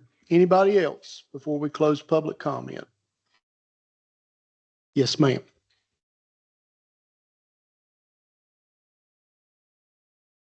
Thank you. My name is Linda Pekenis, and I live on Lord Street, 119. I didn't plan on speaking. I just planned on listening, and I'm glad that I had the opportunity. I believe strongly in democracy and kindness. Those are two things that are very important to me. So I like to see. I'm very happy to see this democratic process. I'm happy to see all the people who voice their opinions, and I think that there is a place for some kind of historical preservation or guidelines overlay or just guidelines. I think that something is important. Now, Rick and I have lived in places like Cape May and Wake Forest, where they literally came to our door with a binder like this. I know that was not going to happen with this commission. And I know a lot of time went into 3 years looking at it and trying to make sure it wasn't a binder full of things. A lot of things that have been said tonight, you know, I understand why people are saying them. A lot of things I think are not fully understood. But I think having something, having a guideline, having some kind of historic presence makes sense.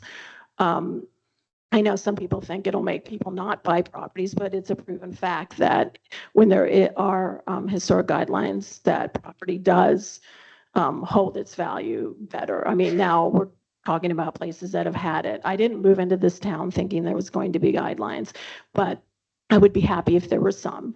The one thing I think, I do agree that there should be people from our district that are on the board, but I also know, and I really want to ask that if you look at the root cause 3 years ago, why did this even come up? Why was there even discussion to have guidelines? Because I think everyone knows that there were property rights and there was a building that was taken down and nobody had any kind of say in what it was going to look like. And a lot of people that are opposing today were probably opposed back then. I mean, a lot of us were taken back, but there was nothing there to help point that person in the right direction. There were no guidelines. So I think it's important to remember why that happened 3 years ago. And also, when it came time to volunteer to be on this committee, you know, volunteer. You know, I would like to see, there are a lot of good comments that were made. And I think those people, many of them need to step up and be on this commission. It's important if you have a voice, if you want to go on social media and be a warrior, if you want to stand up here, you have to be on the commission. You can't just come and talk to these folks like you know everything, or I mean, or not everything, because I know that's not the point. You might be bringing good factual information up here, but you got to put some skin in the game, and you got to be present. And that's all I have to say. I mean, I think democracy is great. I think it's great that you had multiple opinions here. Of course, most of them were in favor, but you know, and I would have liked to have seen them throughout the last 3 years. Of course, I live with someone who was on the commission for 3 years, and I know how much time you guys put into it. He never told me when meetings were, but I did know when they were because I went on Facebook, I read the newspaper, I went to the city website, you know, and we get those little blurbs from the city. If you haven't signed up for them, they're really good to get. So we really can't say that we didn't know.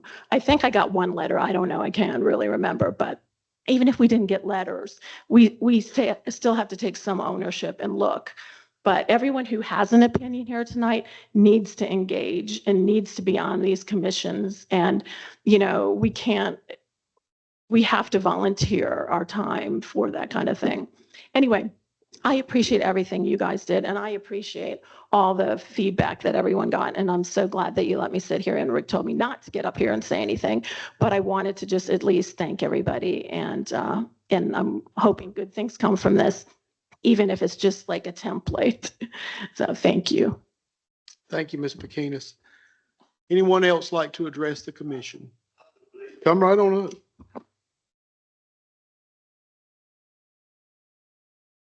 I'm Carl Ward again.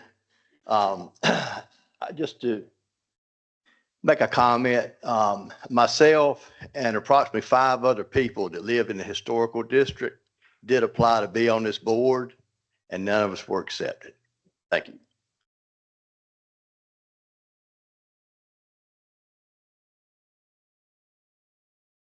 Keep your application handy, Mr. Ward, because there's going to be some vacancies. So hopefully next time you'll be appointed. Carl, just out of curiosity, because I don't care, and I did not know that, and sorry to hear that, but with how many people in this room signed up 3 years ago? Years ago to be on the commission?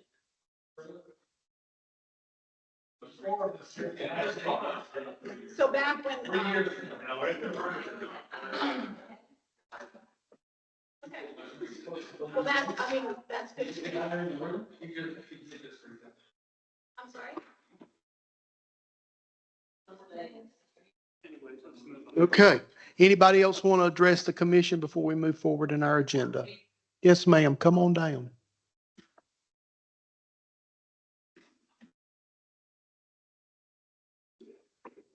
Promised myself I was not going to be my husband, but unfortunately some things touched a few nerves. My name is Daphne Delaney, and I live at 312 Brunswick Street.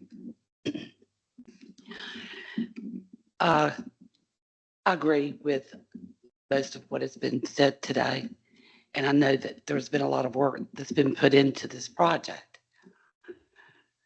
But I also agree that there should be many members of the committee that are from the historic district. That being said, it was just asked how many people, when this got started, were applied for the committee. And it just so happens that my husband was approached to be on this committee. And when he stated that he would be very strongly in favor of protecting the property owner's rights, he was quickly told that maybe he could just be an advisor or consultant, and he's yet to be contacted to be consulted. So that being said, but we've done a lot, and to address another thing, as Roberta and several others pointed out, having just renovated our property, it's a lot of work and it's a lot of money to maintain the look, and it's having lived in older homes for many, many years. It's not a one-shot deal. It's every time you turn the water on. It's every time you open a door. I can still put marble in my bathroom and it'll roll across the room and come back. So it's a living, breathing thing, not like a new home. And to put restrictions on the things that we already know we have to do, it hurts. And it's expensive and it's tedious. And I like the idea of regulations and recommendations and guidelines. But to have to apply to change my front door or what have you, I think just it's a little bit silly. And I do believe that most of us that live down here in the historic overlay, we've done a good job. Thank you. Thank you, Mr. Delaney.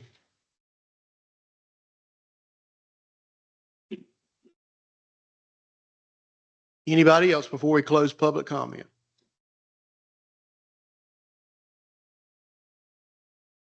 All right. Public comments closed. Okay, we're going to move on in our agenda. Under H, old business. Number 1, review of updated local historic district design standards. I would like to present for consideration today under the table. I would like to make a recommendation to remove section minor COA, alteration, installation, removal of exterior lighting. I would like to also make a recommendation to remove alteration, removal of sidewalks, parking lots, and/or driveways from a minor COA. I would like to make the recommendation to remove addition to or installation, removal of gutters or downspouts matching the house or trim color as long as significant architectural features are not removed or obscured as a minor COA. I'd like to make a recommendation to remove alteration, installation, removal of storm windows or doors as a minor COA. And finally, I'd like to make the recommendation to remove public safety issues must be approved by the inspections department as a minor COA.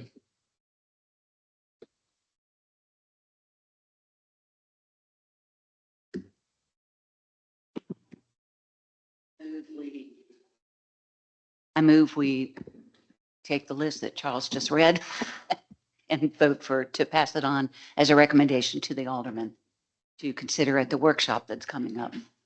There is a motion. Is there a second?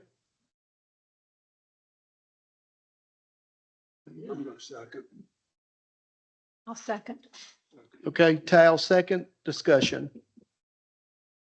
Add, removal, demolition of non-historic addition of accessory structure as a minor. Where is that one? Page, 9. Page 9. It's, yeah, you need to turn your mic on. microphone. Sorry about that, y'all. Let's see, in the minor COAs, demolition of a historic addition or accessory structure. Page 9. It's, yeah, you got an old version because there's no Really, page 9. that's the one I just Yeah. printed out. So it states Okay. demolition or what? Hold on.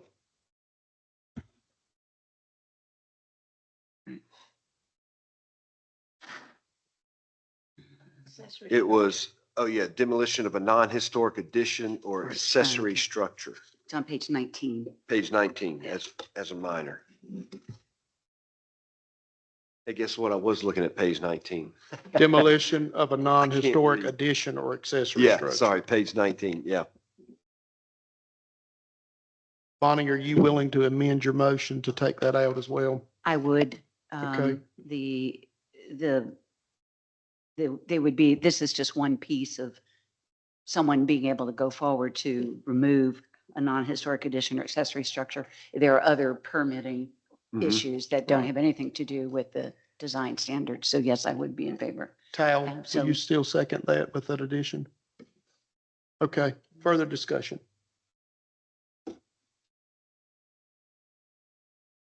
Hearing none, all those in favor of making this recommendation, say aye. Aye. Any opposed? All right, the motion passes unanimously. So if my count is correct, that's 1, 2, 3, 4, 5, 6 more minor COAs that have been removed, most of them coming from public comment tonight. Okay, moving forward, is there any other updates on the local historic district design standards that anyone would like to talk about? Bonnie, you have the floor. I would like to talk about the fact that there is a workshop coming up with we were appointed 3 years ago to do a job. We have done our job and have, invited you all to help us do that. I'm very happy that so many people represented here tonight represented themselves as wanting to do the right thing and obviously have done the right thing. I don't live in the historic district, but I definitely enjoy the historic district, traveling through it, walking my dog a long time ago. I'm close to the historic district. And I have myself helped renovate a 200-year-old house, not in Southport, but I know that I thank you all for recognizing that we have done our job. And now it's time for the aldermen to take, and it's the alderman's ordinance. We were appointed based on an ordinance that had unanimous approval by the Board of Aldermen in place, the administration in place at the time, driven by aldermen. We need to step out of the way. We've gone as far as we can go. Our job was to come up with design standards for the historic district. We have created a document that does that. If you don't want a historic document, your beef is with the aldermen. The workshop that's coming up, I don't believe it's scheduled yet, but if you do want something with teeth in it, something that will prevent the building that Linda talked about from being demolished right before our eyes without any ability to influence that decision. If you don't want those kind of guardrails in place, then the purpose of the workshop is to remove things that can be removed, just like we've done over the last 2 months. This process, this closing process, has been a very long, involved process. And you all know, because you've been there and we've heard you, you know that we've heard you. So we have gone as far as we can go. It's unfortunate about the yacht basin, but as Charles indicated in his letter, his opening letter, on day one, the Historic Preservation Commission is going to attempt to take care of making the yacht basin part of the district again. If we can't do it now. If we do it now, it has to go back to the state, and then we're just right back where we started again. So once the design standards are approved, then we can set about trying to protect John Smith Cemetery, the old burial grounds, yacht basin, all of the above. It's a living, breathing document. So if you're interested in adopting or having access to a living, breathing document that can be enforced by the city, just like permitting, building permits are enforced, just like the UDO is enforced, just like all of the zoning things that we live our daily lives, with it, we have to, comply. This is just one more layer, and it's not 100 pages. It's like 40 pages that are very specific design standards. And there's a lot of, wiggle room in there. It's a quasi-judicial purpose, a hearing process that people will be able to represent themselves, the homeowners, people withstanding, all of the above, just like the Board of Adjustments. So if you are interested in having something that at least attempts to prevent our historic properties from being demolished right in front of our eyes, then come to the workshop with specific things, your own recommendations to the aldermen to say, I think you need to do this. I think you need to do that. We, as a group, having put this together, we think that these recommendations that are now in place are coming from us, that's part of our job too. And then if it is approved and we remain commission members, if there remains a commission, then we will continue to take a look at everything on a case-by-case basis. And I hope that you all, because you take care of your properties, you don't want someone to come in and build a house all the way out that dwarfs the other houses in the neighborhood.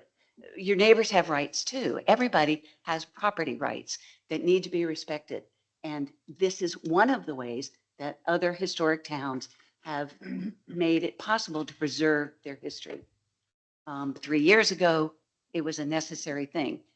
Now, according to many people who live in the historic district, obviously, you don't think it's a necessary thing. That's fine. And we have, again, what Linda said about we care very much about the democratic process and being kind. We have neighbors.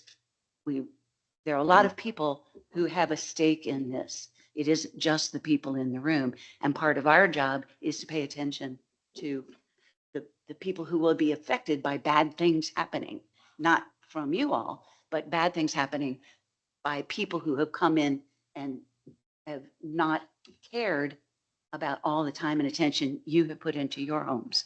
You've made a wonderful historic district, and I feel so fortunate to be able to walk through it And I appreciate you standing up and saying so. Thanks. Also would like to bring your attention to page 60, 2.2.1 or 2.2.11. I think that the last clause should be struck, not visible from public streets or waterways. So my recommendation is, it would say the use of fiber cement siding may be approved for new structures and non-historic structures. Fiber cement siding may be appropriate for additions to historic structures, period. Not visible from public streets or waterways. I think we should strike that last clause.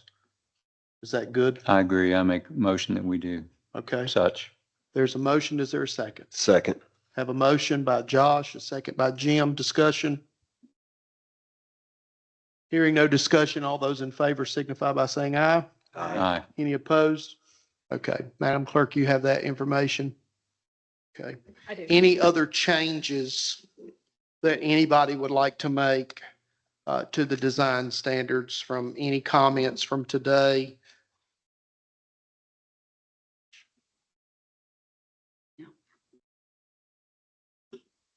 Okay, hearing none, we're going to move out of old business to new business.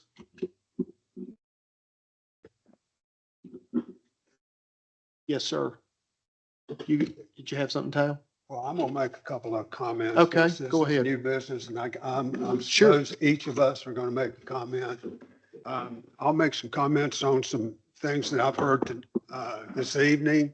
And quite frankly, I'm a little disappointed. It seems like a lot of people came in here to say their piece, and half the room's already gone. And they didn't sit and listen to maybe what we're gonna try to do. It's kind of like they came and got this off their chest and they're gone. But I do want to say a couple of things. Nobody on this commission wants to do a single thing to going to put any kind of burden on a homeowner, because I know that it is expensive to maintain those homes in the historic district. There's no doubt about that. And I've often commented for years, one of my favorite places to go is riding through the historic district. It's one of my favorite things to do, riding on the bike, riding on a golf cart, going through the historic district, because everyone in here has done a beautiful job on taking care of those homes. I mean, they are beautiful.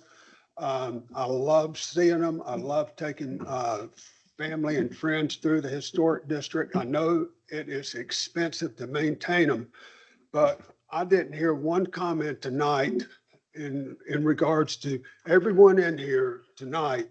In 25 years, probably most of us might not be here on this earth.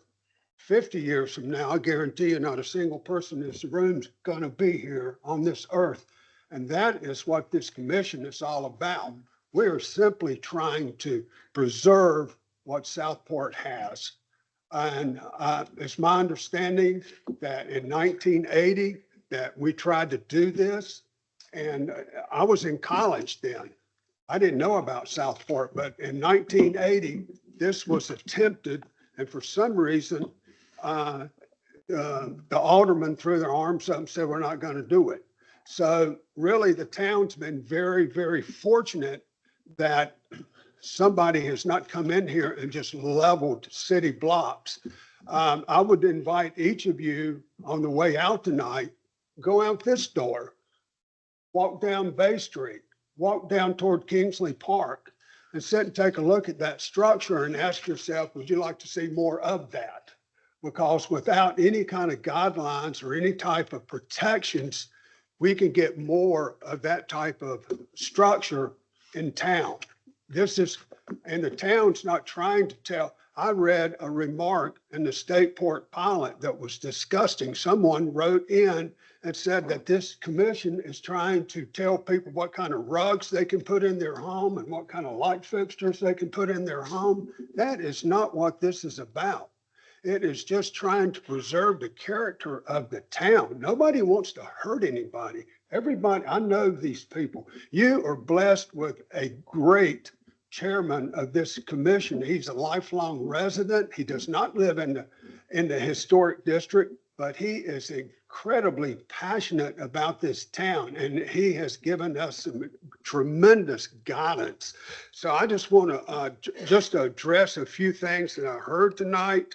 Somebody mentioned Williamsburg, that we're not Williamsburg. Well, of course, we're not Williamsburg. Williamsburg is a reconstructed town. It's not original.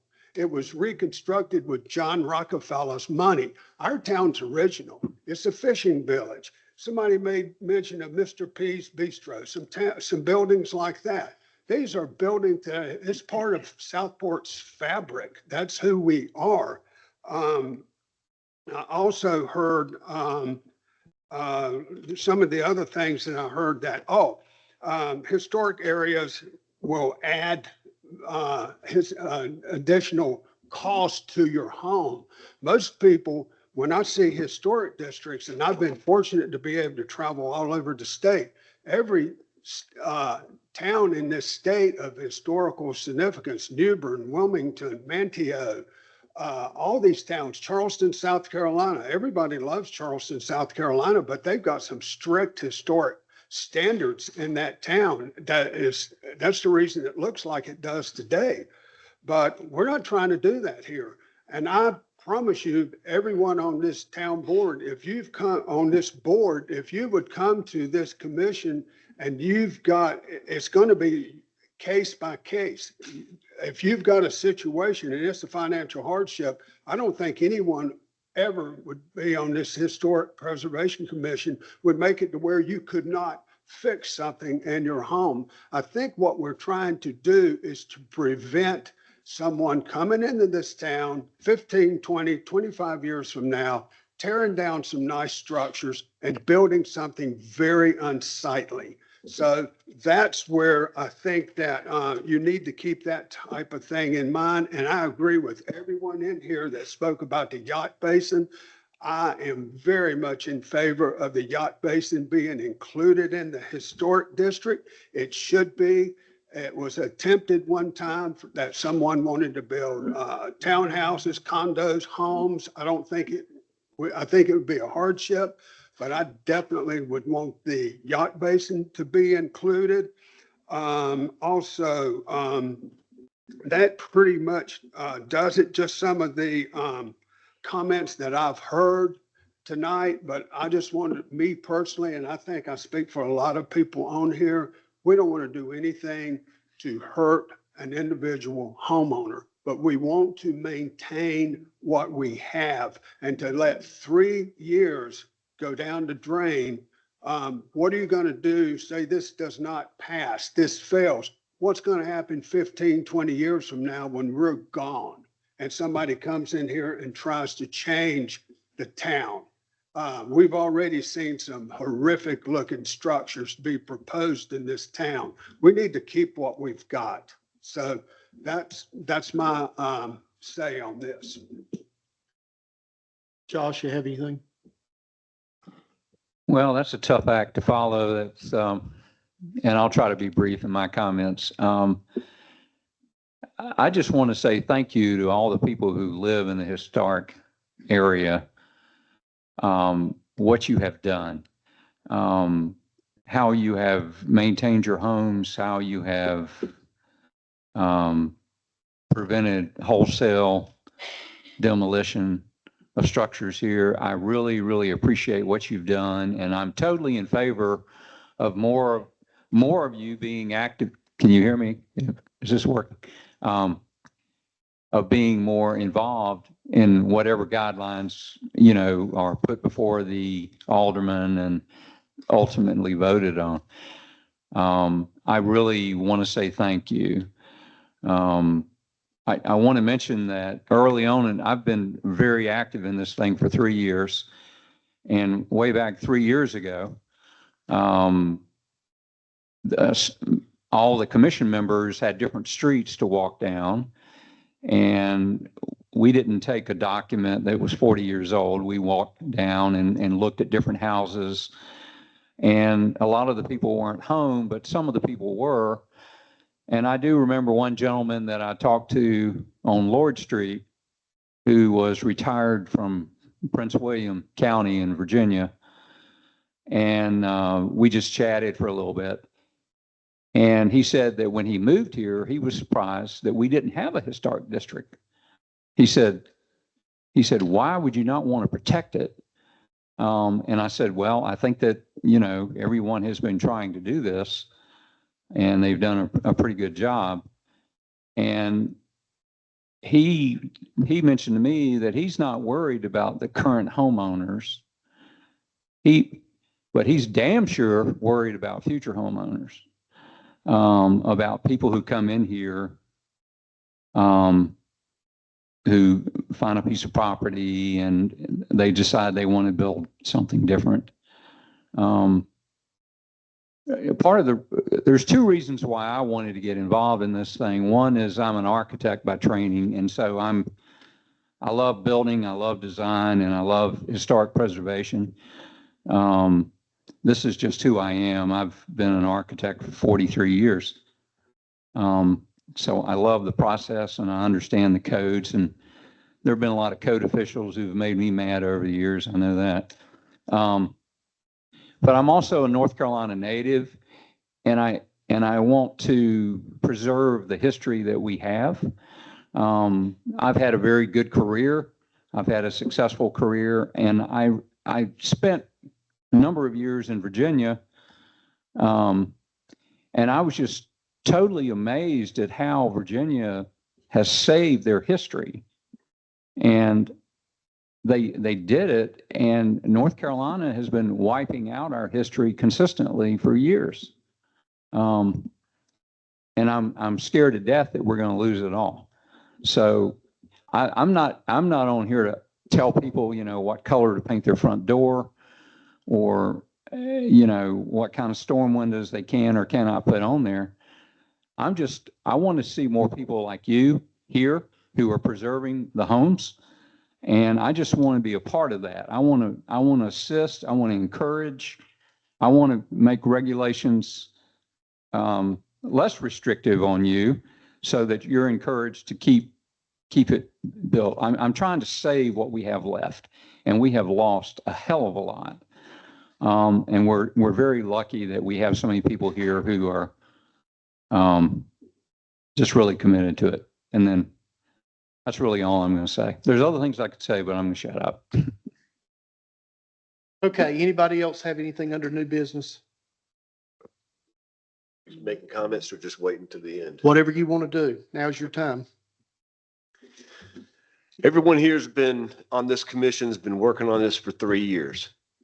Not to toot my horn, I've been working on it for 5.5, almost 6 years, because I was involved in this in 2001 when it failed, for a lot of the same reasons. Lack of input in the beginning, a lot of opposition towards the end. Hell, when we got the document back from the consultants in 2001, there's not a person on that committee that would have passed it because of what came back. There was no chance to amend, not like what we're doing now. Therefore, I'm thankful for everybody here tonight. I'm thankful for everyone that's been the last 2 months with your input. That's the only way we're going to get this to work. A historic preservation commission can be benign or it can be stringent. I don't think there's a person in here that wants stringent. I think we all want benign. There's a couple of words I've heard tonight from just about everybody: guidelines, recommendations. And a question for everybody on the commission here: is there anything in this document that says what our powers are to enforce these guidelines, other than we can hold up a demolition for 365 days? I did speak with Mo about that. It reverts to, it's the same enforcement issue, power that a building, someone not following a building permit correctly, or, an approved building permit correctly, or not getting a building permit when they should have. So it's part of the regular zoning enforcement power. Shouldn't that be in here somewhere? Well, give me a minute. Not to play devil's advocate, although I do that. But no, really, the main thing we want to do is delay demolition or complete relocation for 365 days. That's the purpose of just about every historic commission.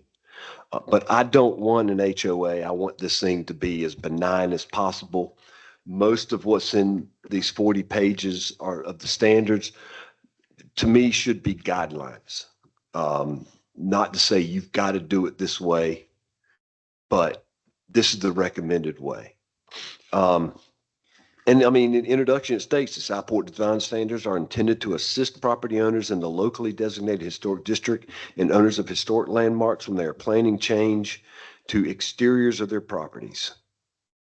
And that's what I hope this is going to do, is be a guideline, a guiding hand going forward. Something else I've heard tonight is future. Look to the future. The current residents, for the most part, we're not the issue.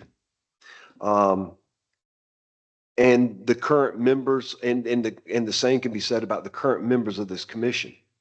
But we don't have a crystal ball. We can't see into the future. We don't know what's going to happen. If this thing fails, we don't know what's going to happen immediately following. If it passes, we don't know what's going to happen. I hate to say, a leap of faith, but that's almost what it is. Unfortunately, the future is uncertain and the end is always near. Anybody else? Charles, if I may, sorry, Joanne, just to finish what you started. It's in there. I can't find it, but it's in there. I looked all in there and I couldn't find it. Yeah, it's part of I think it's in the ordinance.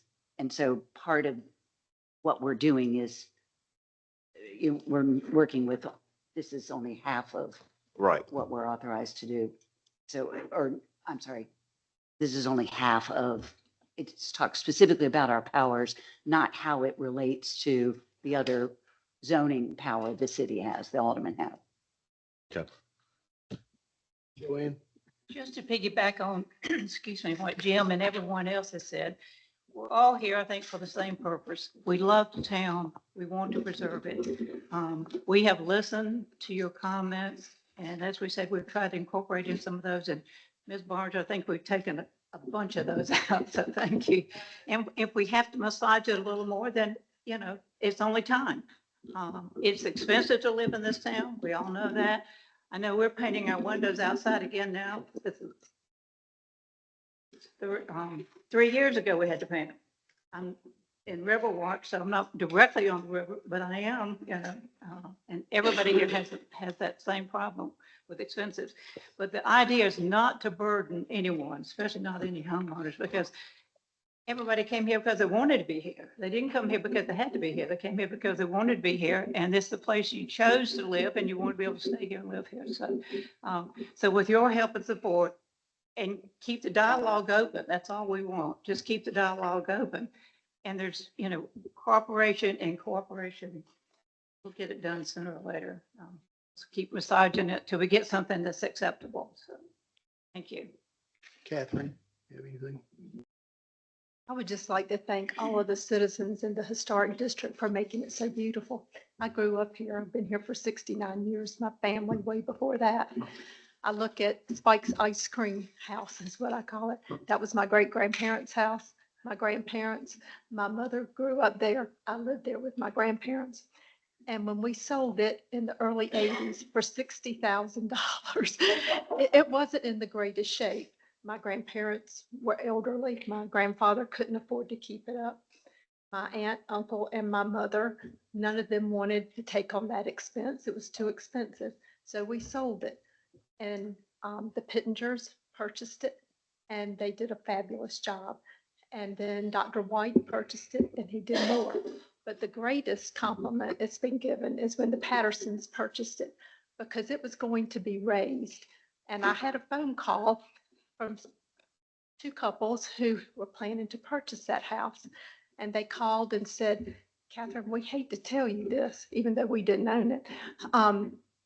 We're going to have to raise that house. It's in really bad shape. Well, I thought she meant R-A-I-S-E, not R-A-Z-E. And then when I realized what she was saying, I almost hit the ceiling. And I thought, don't call my mother. She'll have a heart attack. Now, we didn't own it, but they decided not to raise it. And Dr. White, well, no, yes, Dr. White purchased it. And now it's gone to the Pattersons. And they've done a fabulous job. And that's the same way with many other houses in Southport. Unfortunately, Southport was not a rich town. We were poor, and many of the homes were in bad repair. So I have to thank the new people that have moved here, that have graciously taken on these homes and made them beautiful. Because I remember when they just had chip paint and the porches were falling down. So we appreciate what you've done. But as Tal said, 20 to 25 years from now, 98% of us are not going to be here. We need something in place for the folks in the future to maintain the character and culture of Southport that we love today, that the next generation of our families and the generations after will get to enjoy also. Thank you. Now, y'all talking about 25 years, y'all aren't going to be here. Y'all speak for yourself because I plan to be here in 25 years. I'll be 76 years old in 25 years, and I hope to still be here. And I hope we still have some original structures and some history in this town. Just a couple of things I want to address.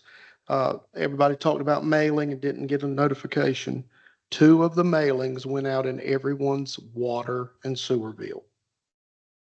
Okay, so we done inserts in the water and sewer bills. That was 2 of the mailings that was done.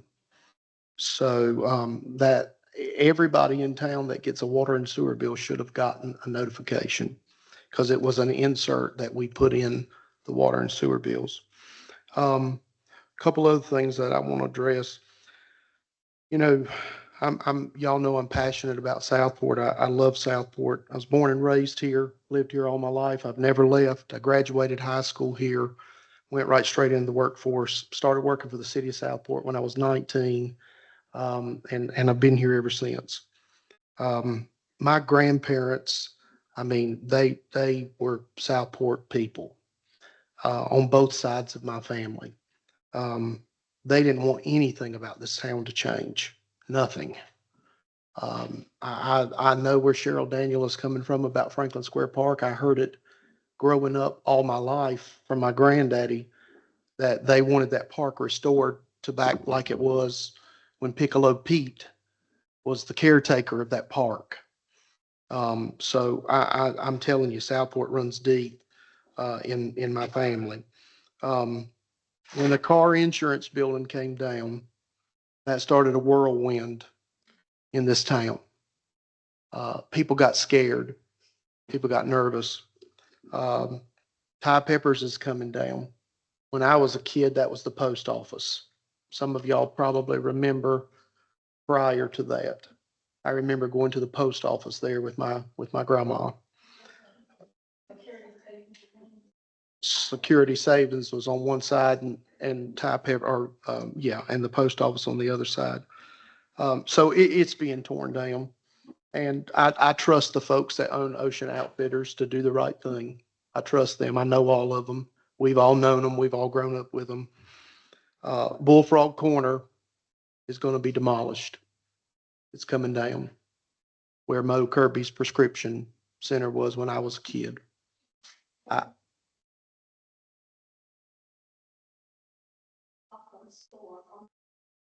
Right. There was a gas station there. Right. And I have faith that when Bullfrog Corner is torn down, I have faith that they're going to do the right thing. I pray that that's going to be done. Last month, 2 more buildings in downtown Southport sold. Lantana's and Southport Trading. That's what I heard. Both of those buildings have sold to new owners. I don't know who bought them. Have no clue. But I heard that they sold. That's rumor. I'm going by third-hand information. However, this is my thing. I trust and hope they're going to do the right thing. But this is my thing. There's going to come a time when people are going to purchase stuff in Southport. They're not going to do the right thing. That's what I'm scared of. That's why I'm passionate about this. It's going to change. The downtown of Southport is going to change. Is it going to be 25 years? Is it going to be 50 years? I don't know, but it's going to change. All we're trying to do is stop that. Somebody said, freeze the facades. I know the facades are going to change. I know things are going to change to a certain extent, but all we're trying to do is preserve what we have left. That's the whole reason. And I understand that I've made people have some opinions about me. I heard the email tonight that I've silenced people with the gavel. And I've never silenced anybody from speaking at any meeting. I've had public comment. I've went back and forth with people. I've met with people individually. I've met with people on the street. I've talked about this in my home. I've had people at my house. I've went to people's houses and talked about this. I've never tried to silence anybody or stop anybody. But when I run these meetings, we're not going to have a circus. We're not going to have people just speaking out and talking. And if you want to know how I learned that from Norman Holden and Robert Howard. I sat in every city meeting when they were mayor, and that's how they ran meetings. They ran meetings with professionalism and everybody was in order. They gave public comment, and when public comment was over, it wasn't a discussion. So if I'm wrong about that, blame Norman and blame Robert Howard, because that's who taught me. Okay? Norman Holden taught me a lot of stuff. He told me when I first got hired with the city, he said, there's 4 things you don't mess with. Don't mess with the yacht basin. We've heard that tonight. Don't mess with trees. He said, don't mess with the cemeteries. And he said, don't mess with nobody's cat and you'll be all right in Southport. And I took that to heart and I've tried my best to go by that. But all my goal is, and I want to say this, whatever happens, I'm going to still love Southport. I'm going to still work for Southport. I'm going to still try to strive for the good of this community. I have no axes to grind. I have no grudges to hold against anybody. I'm not in this trying to make a name for myself. The only purpose in my whole idea about this Historic Preservation Commission is to preserve what we have. That's my whole idea. So I feel like that we have worked diligently to try to compromise. You know, when you have something like this going on, everybody's got to compromise. It's give and take. I feel like this commission has given a lot. We have struck things, changed things, reworded things.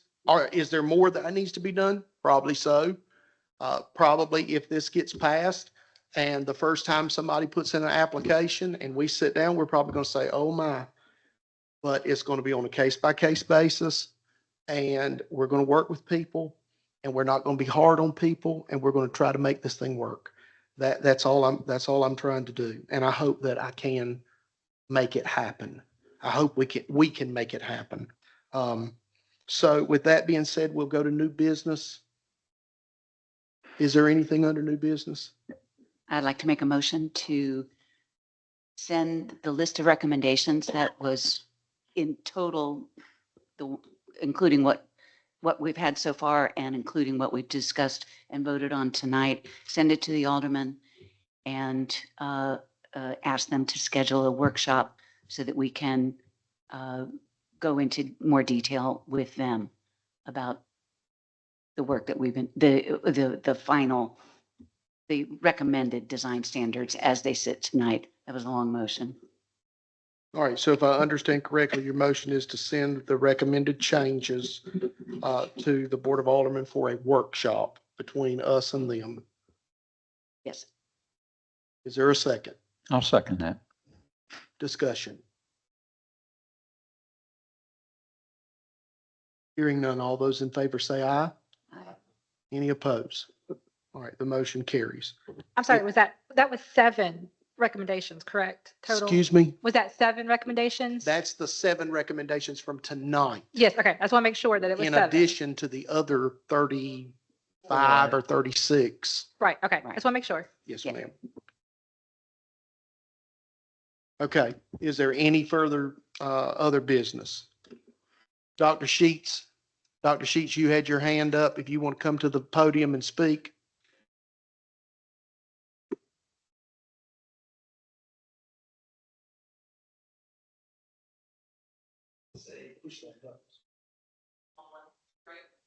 I just wanted to say the person that bought those 2 properties, I think is going to put an ice cream store and ice cream shop in one, the other one I'm not aware of. And they're moving out of Carolina Beach down here. Thank you, sir. Any other business? Charles, I'd just like to say one more thing. Yes. In following up on what Jim McKee was saying a few minutes ago, I want to apologize to the city of Southport that we didn't catch everything in the documents that came through. It's our responsibility, but there was a lot of crap in there that needed to come out and we didn't catch it. And it makes us look a little bad. We just didn't do it. I mean, we've worked very hard, but we didn't do it as thoroughly as we should have.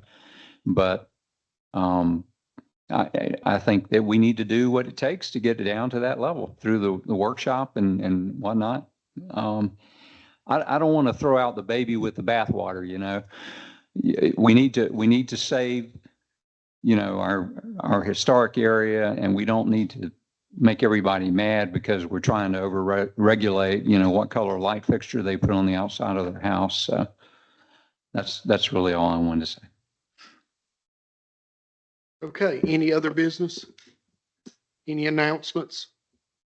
The next meeting will be the first Wednesday in October.